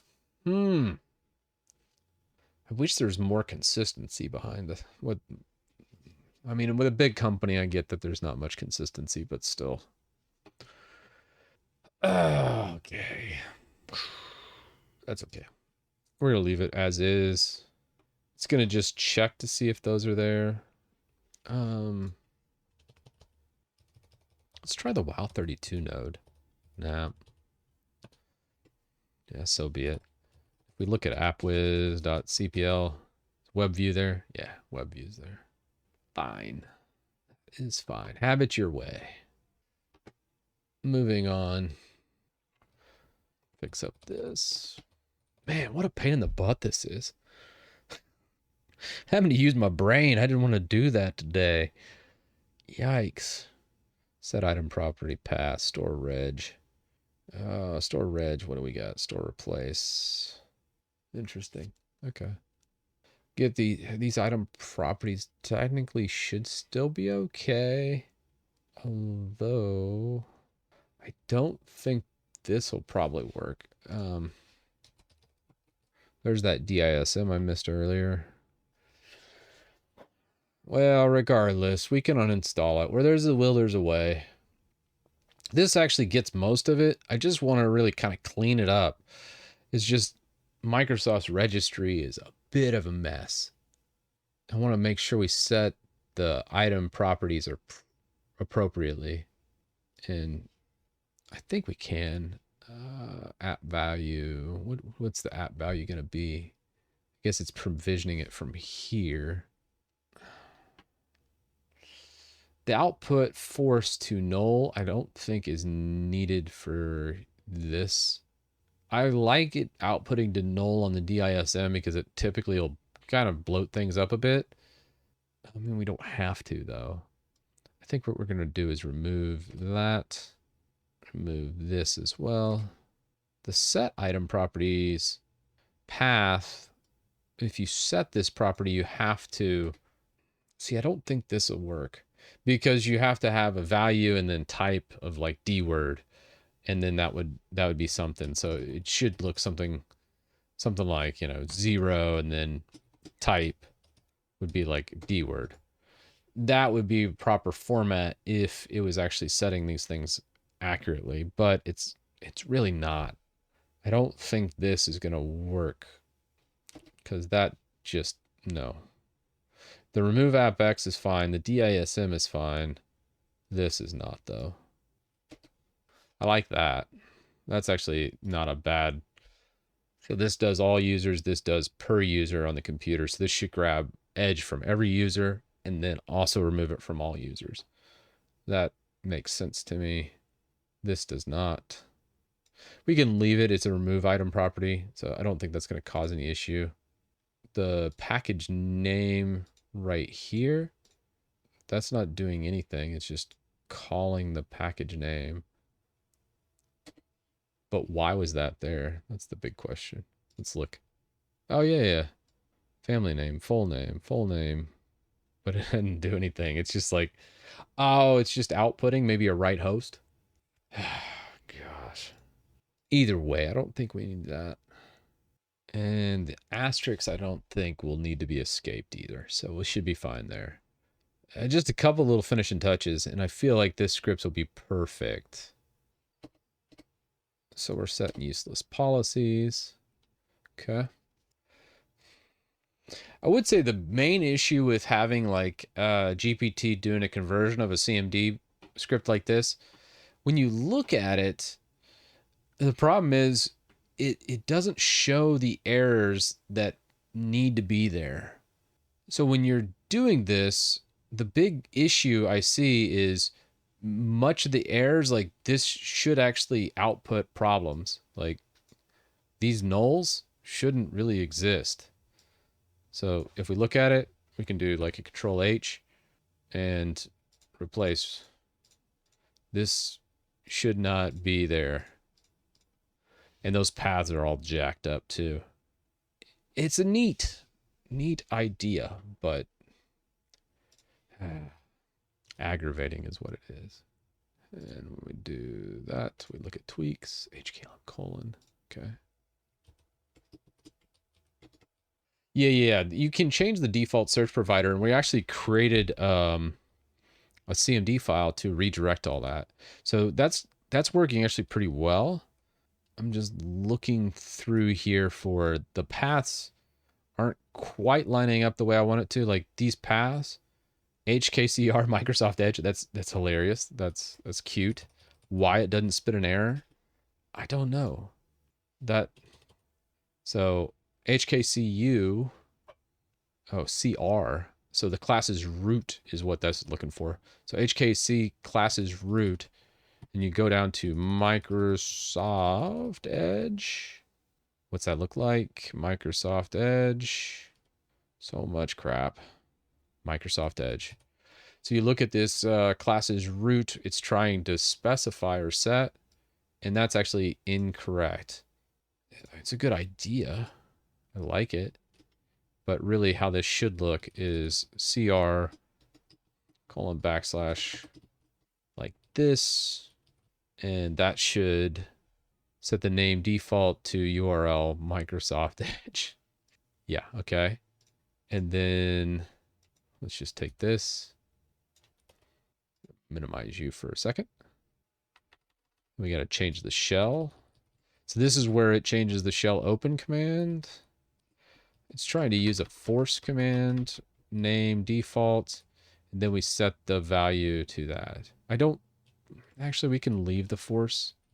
I don't like these single quotes so much, but I'll allow it. And then this one, just a little tedious, some of this work. But it's going to work so well once we're done. That's the thing. IFEO. Okay. That's good. Fixing a few of these. This is the image execution options. And that should set all of these things. The main issue with this is if you go to reinstall Edge, it's still not going to work.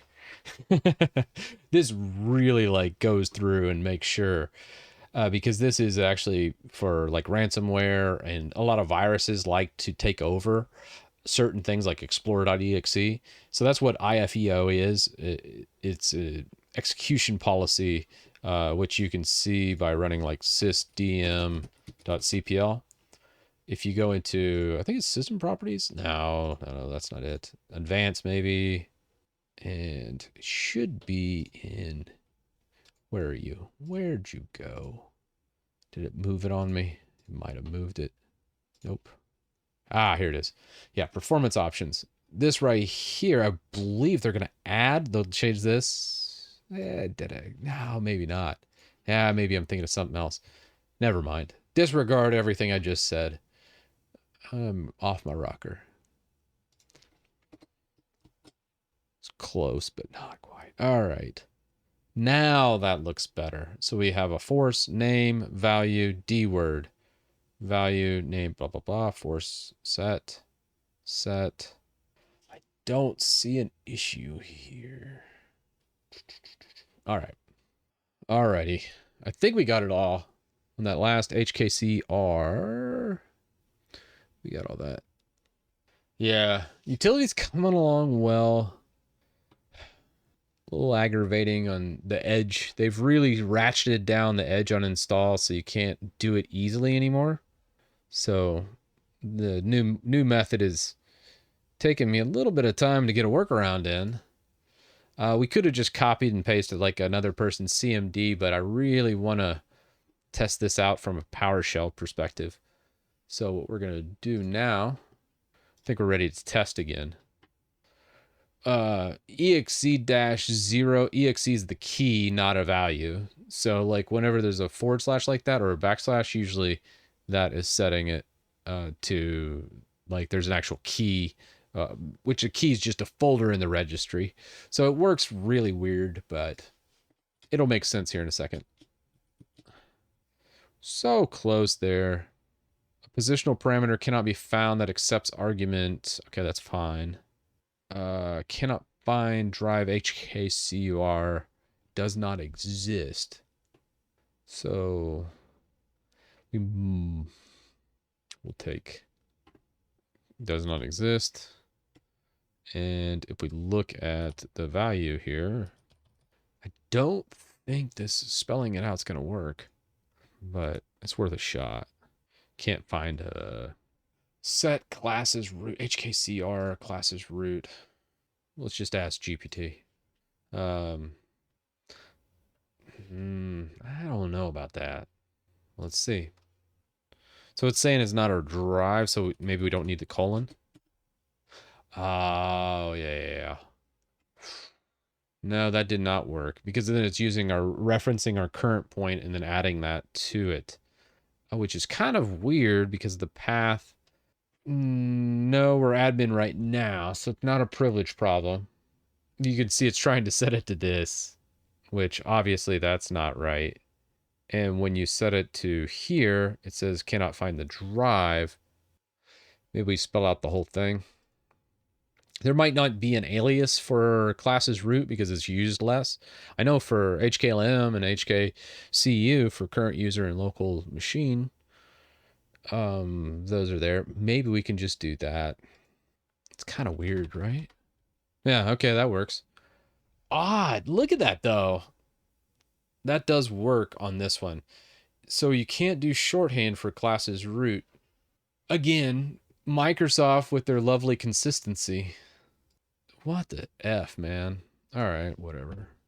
Let me leave that. I'm not going to touch that.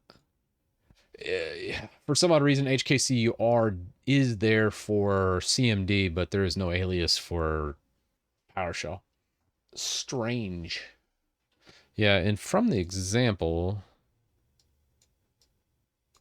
anyways, I believe that'll work. Let's verify that now. So we've got the command, we're running it. URL protocol value. Let's set it to like Titus or something.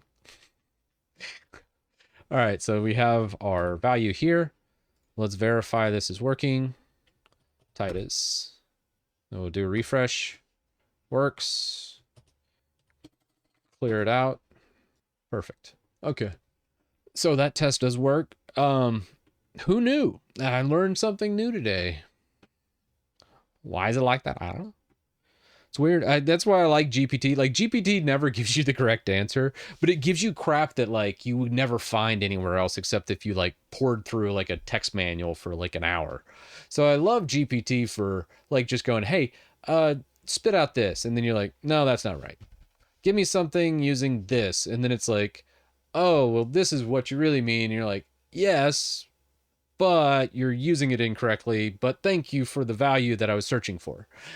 So I love GPT for it. Like, God bless, I can't tell you how much time that does save, but it's never in the way people think it is. Like, people think of it like AI and how these things are being engineered as like, this is going to remove all this stuff. And I'm like, trust me, it's not.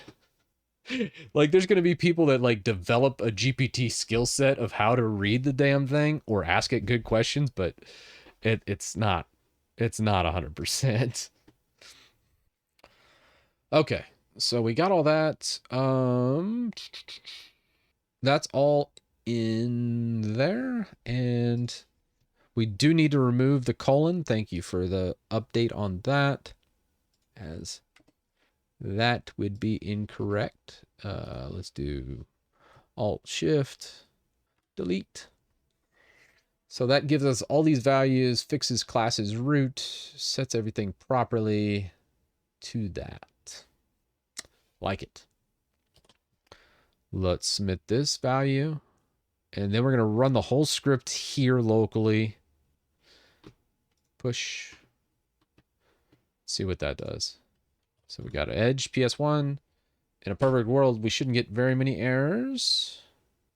Positional parameter cannot be found that accepts argument.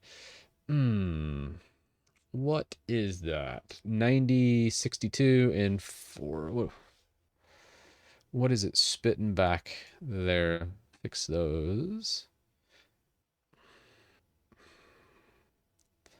Which value? What's it setting the value to? 0, 0, and 1. Let's just verify real fast. Yeah, it's really hot here. I actually usually work out. I usually call it around 4:30 Central Time here. But today I was like, I'm gonna go to do my new. I work out outside, so when I saw that it was gonna be 109 or something today, I was like, guys, I'm gonna be late on my stream because I want to make sure I don't die. That's why like the first hour of this stream is me just like staring blankly into the camera and trying to come up with stuff to say. But I'm glad I did that because it would have been disaster if I hadn't. I know the feel is 30 miles. Yeah, it's been hot. It's been hot the last couple weeks. At least the humidity's died off for the most part. Like it rained a couple days back here, and we didn't get too much humidity from it though, so it wasn't too bad. Dry heat, right?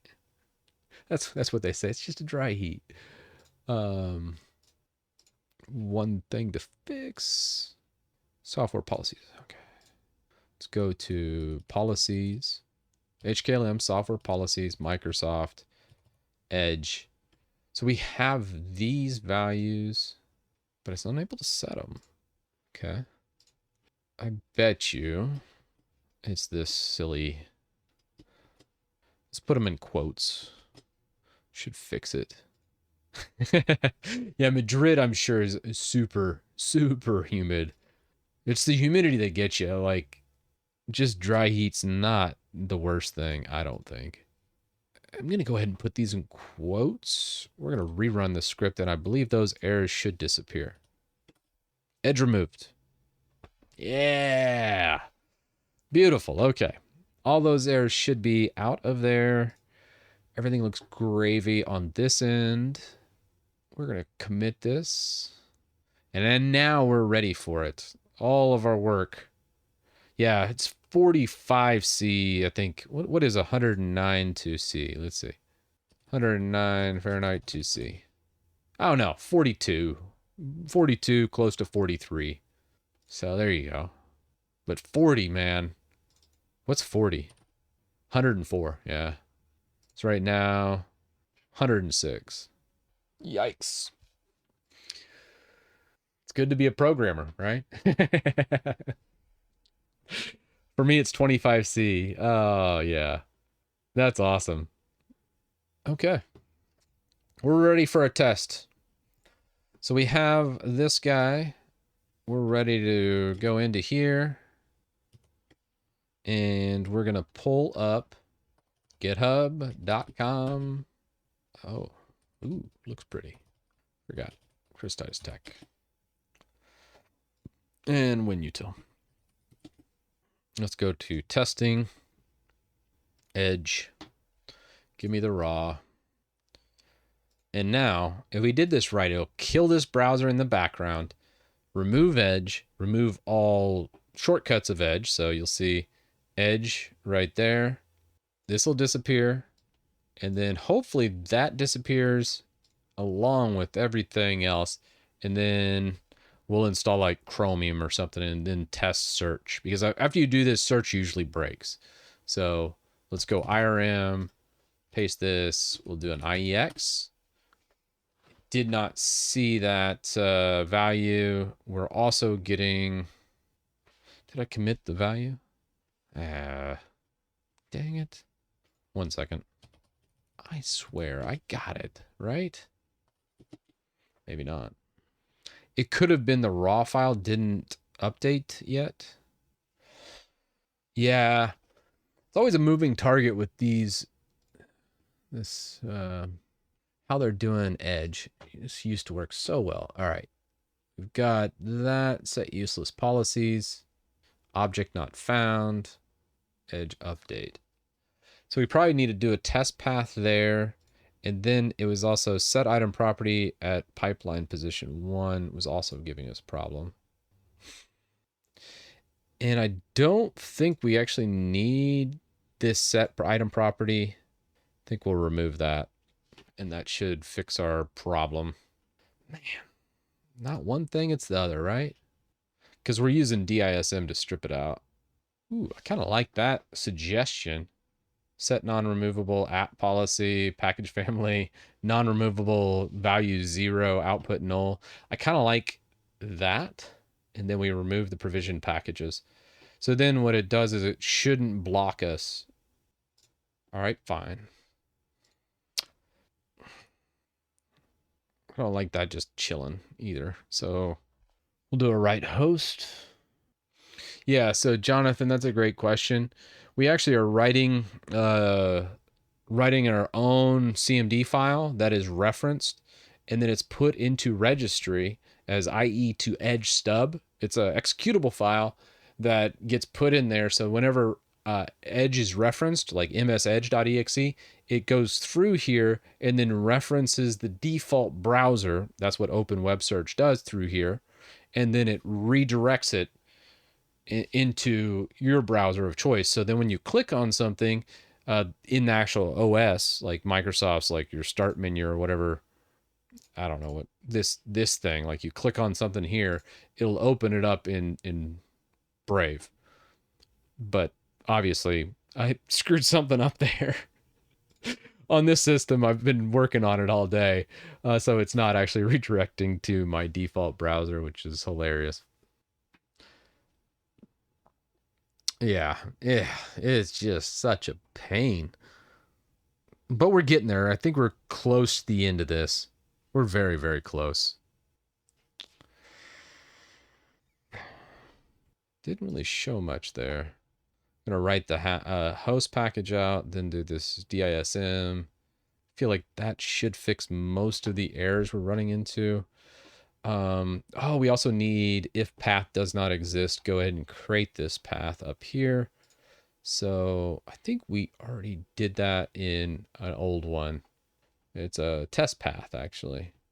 So if path, da, da, da, da. There we go. That should be fine. So here's our path. And then we're going to call this edge update path equals, shoot. All right. And then we're just going to take this edge update path. Oh, this is so dirty. Oh, well, it works well enough. And then on our test path, we'll grab that. That'll create the edge update path key if it doesn't exist already. And then it'll set these item properties. And that should fix that. Now, before we commit this, let's do another test. Nothing really should have changed. No error, no whammy. Wow. Okay, great. Now we're ready for the commit.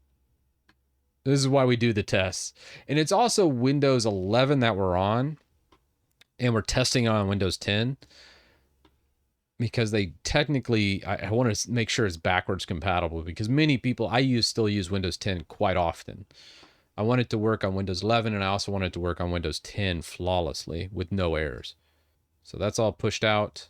If we come back to here, we'll refresh this, and then once that's done, you see the test path, great. And if we go to the raw file, test path's there too, great.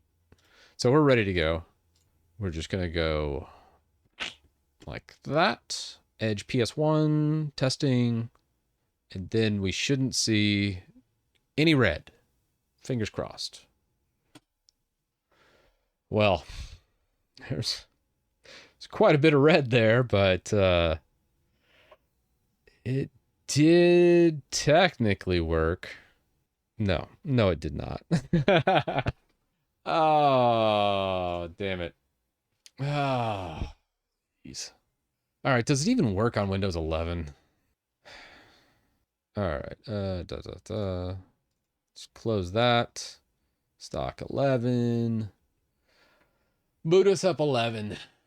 If it doesn't uninstall from 11, I'm just gonna flip my table here. I'm just gonna. Yeah. The batch script I'm sure works. The whole deal was switching it from like a CMD into CMD over into PowerShell. That's kind of the whole purpose. I would like to convert it from that, and then also it kind of gives me ease a bit. It sets the foundation to easily revert it as well. Oh, come on, just get me in. Oh. Go into testing, edge, raw. All right, we're gonna copy that. Admin, yes. Just do an IRM, paste that, IEX. Some of those nulls, okay. No, that's not working for me. So it works on my system, but not on any other system out there. Great. Well, so there's a lot of these paths that are not found, and then we're also running into this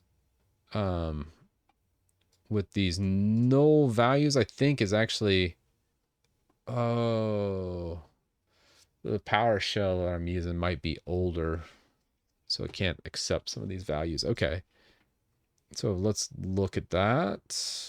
Da, da, da, da. 2:. Okay. We're just going to reduce this. I kind of need it for verbose output anyways. And this one as well. We're going to go ahead and fill some of those, remove item properties. And probably create the path if they don't exist either. Yeah, I probably need to reinstall Edge after all this is over and then rip it back out. Oh, gosh. Spend hours on this. The interesting part to this to me is as well is a lot of this I'm like looking at and I'm like, just don't like that. Okay. I'm gonna put error action silent, click continue on these guys as well. Hell, there's a better way to do this, but I don't feel like looking it up right now. I don't want it erroring out on that. And then these DISMs, I'm hoping that should get me what I need. Chronicle Lux, yeah, you weren't here earlier. That is a problem with Windows in PowerShell. For some odd reason, there's no short key for classes root where there is for local machine and current user. Weird bug we found. But, or maybe it's a feature. You never know with Microsoft. PowerShell should just run DISM. I guess we could let's just do that. We don't necessarily need to be pushing this through CMD. I agree with you. I originally added that, but now that I look at it, I'm kind of like, yeah, that's silly. It technically shouldn't matter either way, but we got connect my phone. Let's just check DISM. Oh, missed a quote. That technically should get us what we need. All right. Let's go here. Let's run it here. For some odd reason, it never errors out on my machine. It's just like my machine's like, yeah, your script's perfect. I love you. And then as soon as I put it on a stock Windows, it's like, nah, this shit's broke. All right. Adding some error checking. Now with those DISMs running, we should be able to remove Edge. And any errors with that, we probably should add like a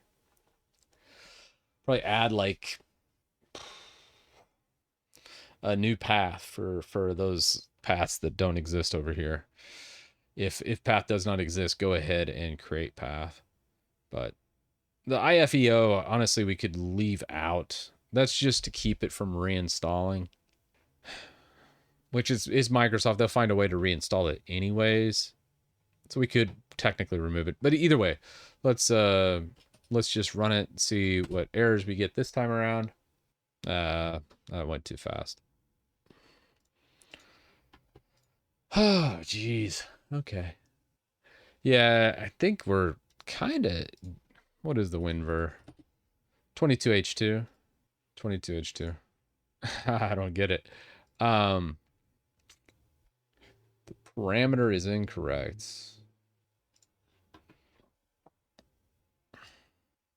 The variable should be set in the script, though. Package family name is set up here, and it's even written out right there. So, yeah, it could be that it's version 7 compared to 5. I agree with that, Lux.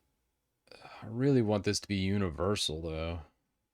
Yeah, I don't think it's a different version of PowerShell, though. It's just so weird. And I think it's probably because I think that this is not set up correctly for removal. Let me look back on the actual CMD file.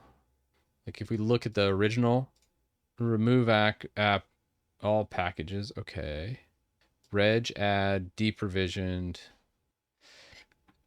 So for this, where my script's deviating from the old CMD is it's adding this registry entry, and mine is not.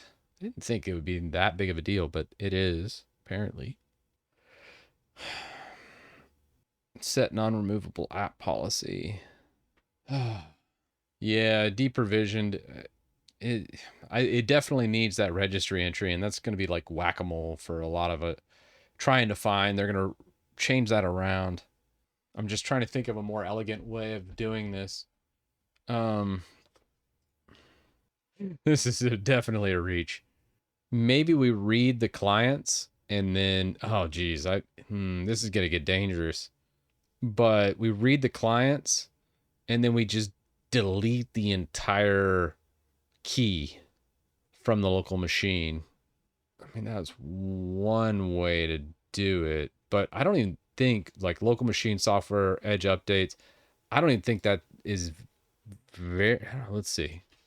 So if we go to local machine software, Microsoft, what was the rest of it? Edge update. See, Edge update's not even here. We have Edge, so that's not gonna fix it. That's not a valid key. Yeah, you can delete the folder and then it's there, but you're gonna have a whole bunch of orphaned registry entries. That could be problematic, and it's also still gonna try and reference that executable, and I want to kill all the references to it. Because if you look Microsoft Edge update should be right in here. HKLM software Microsoft Edge. HKLM software Microsoft Edge update. It doesn't exist on a stock install, which is a little crazy. And it feels like they just keep shifting stuff around in registry for their Edge, because I've done PowerShell scripts where it does remove them, but then they update Edge and then change it around again. They're actively trying to keep Edge installed no matter what. And that's probably the most infuriating thing. I've uninstalled it like 3 times, 3 different ways, and then they just update it again and then just change the entire method, and then you're hunting down keys. Bah! Delete the registry. That's the simple way. I mean, if we delete the Edge folder, possibly, but I don't think that would still fix the problem. This app is part of Windows and cannot be uninstalled on a per user basis. Really? Oh, gosh. I'll have to look at this some more. Yeah, replacing the Edge executable with a different fake one. Not something I probably will do. Yeah, I think so, Marie. I don't see an issue with that. I do see an issue with this damn Edge. Oh my gosh. I'm gonna shut her down. I'm done. I'm done with this damn thing. I'm rage quitting. I'm gonna have to look at it again. The heat has gotten to me, and I can't. I just can't. Nope. I am done. Oh, I don't care. Just force power it off. I'm done. Yeah, I'm sure I'll be back at it again. You know me, I don't quit on it. I want to take a different approach.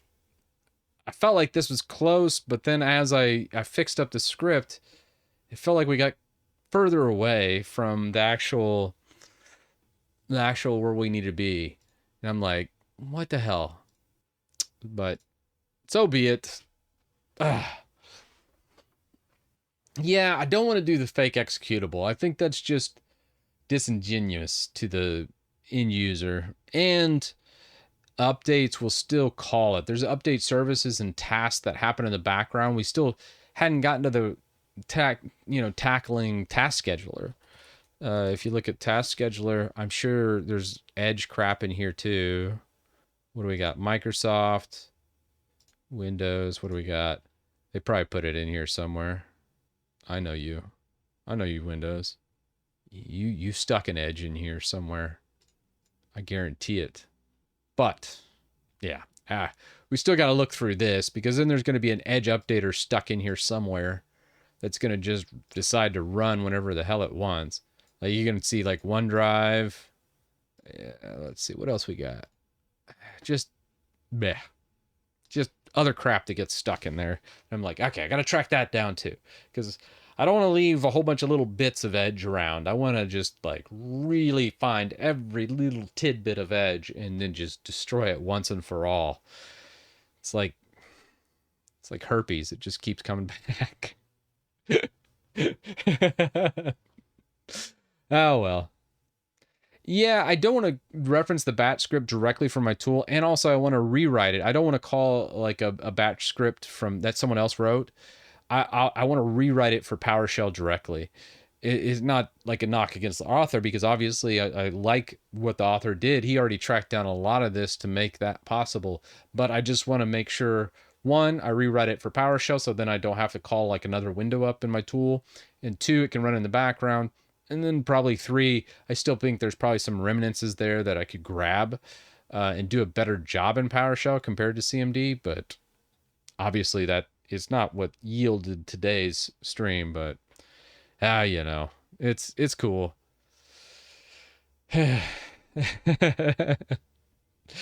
Oh man, it's easy to get rid of edge. It's just it always comes back. It always comes back, and I think that's just name of the game. But I would like to make it much easier to track down and find, and I think I can create systems in place to really track down all these things and then make it better. Just make it easier to remove. Install Linux. That's here's the fix. I'll just whenever you tick the box that says uninstall Edge, it'll pop up. Will be like, yeah, you need to uninstall Windows and then just install Linux. Oh man, that would be hilarious. Oh, I love it. But it might be the solution. I think everybody would laugh their butt off on that for a little bit. A couple people would get really upset, but oh well. Gotta take a joke. Oh gosh. Oh yeah, I would never hear the end of it. So we're gonna track it down though. We'll get it done. All right, y'all. Well, this was been a very frustrating stream. Didn't felt like I accomplished much. A lot of good chatter though. I'm sure they'll make some fantastic clips in here between either me calling Edge herpes or, I mean, that DistroTube reply video from the distros are pointless was pretty funny. I'll probably clip that too. There'll be some good ones on the Titus Tech Talk channel from this stream for sure. But was it fun? I don't know. Tracking down Edge. We're gonna get there. We'll get it. And it'll be good. Be done. Until next week. All right, y'all. See you on Thursday. Thursday. I don't know on Thursday's stream. If I'm still this aggravated, I might choose something different. Check the title. And we'll see how I'm feeling. This one was fun. Later, all.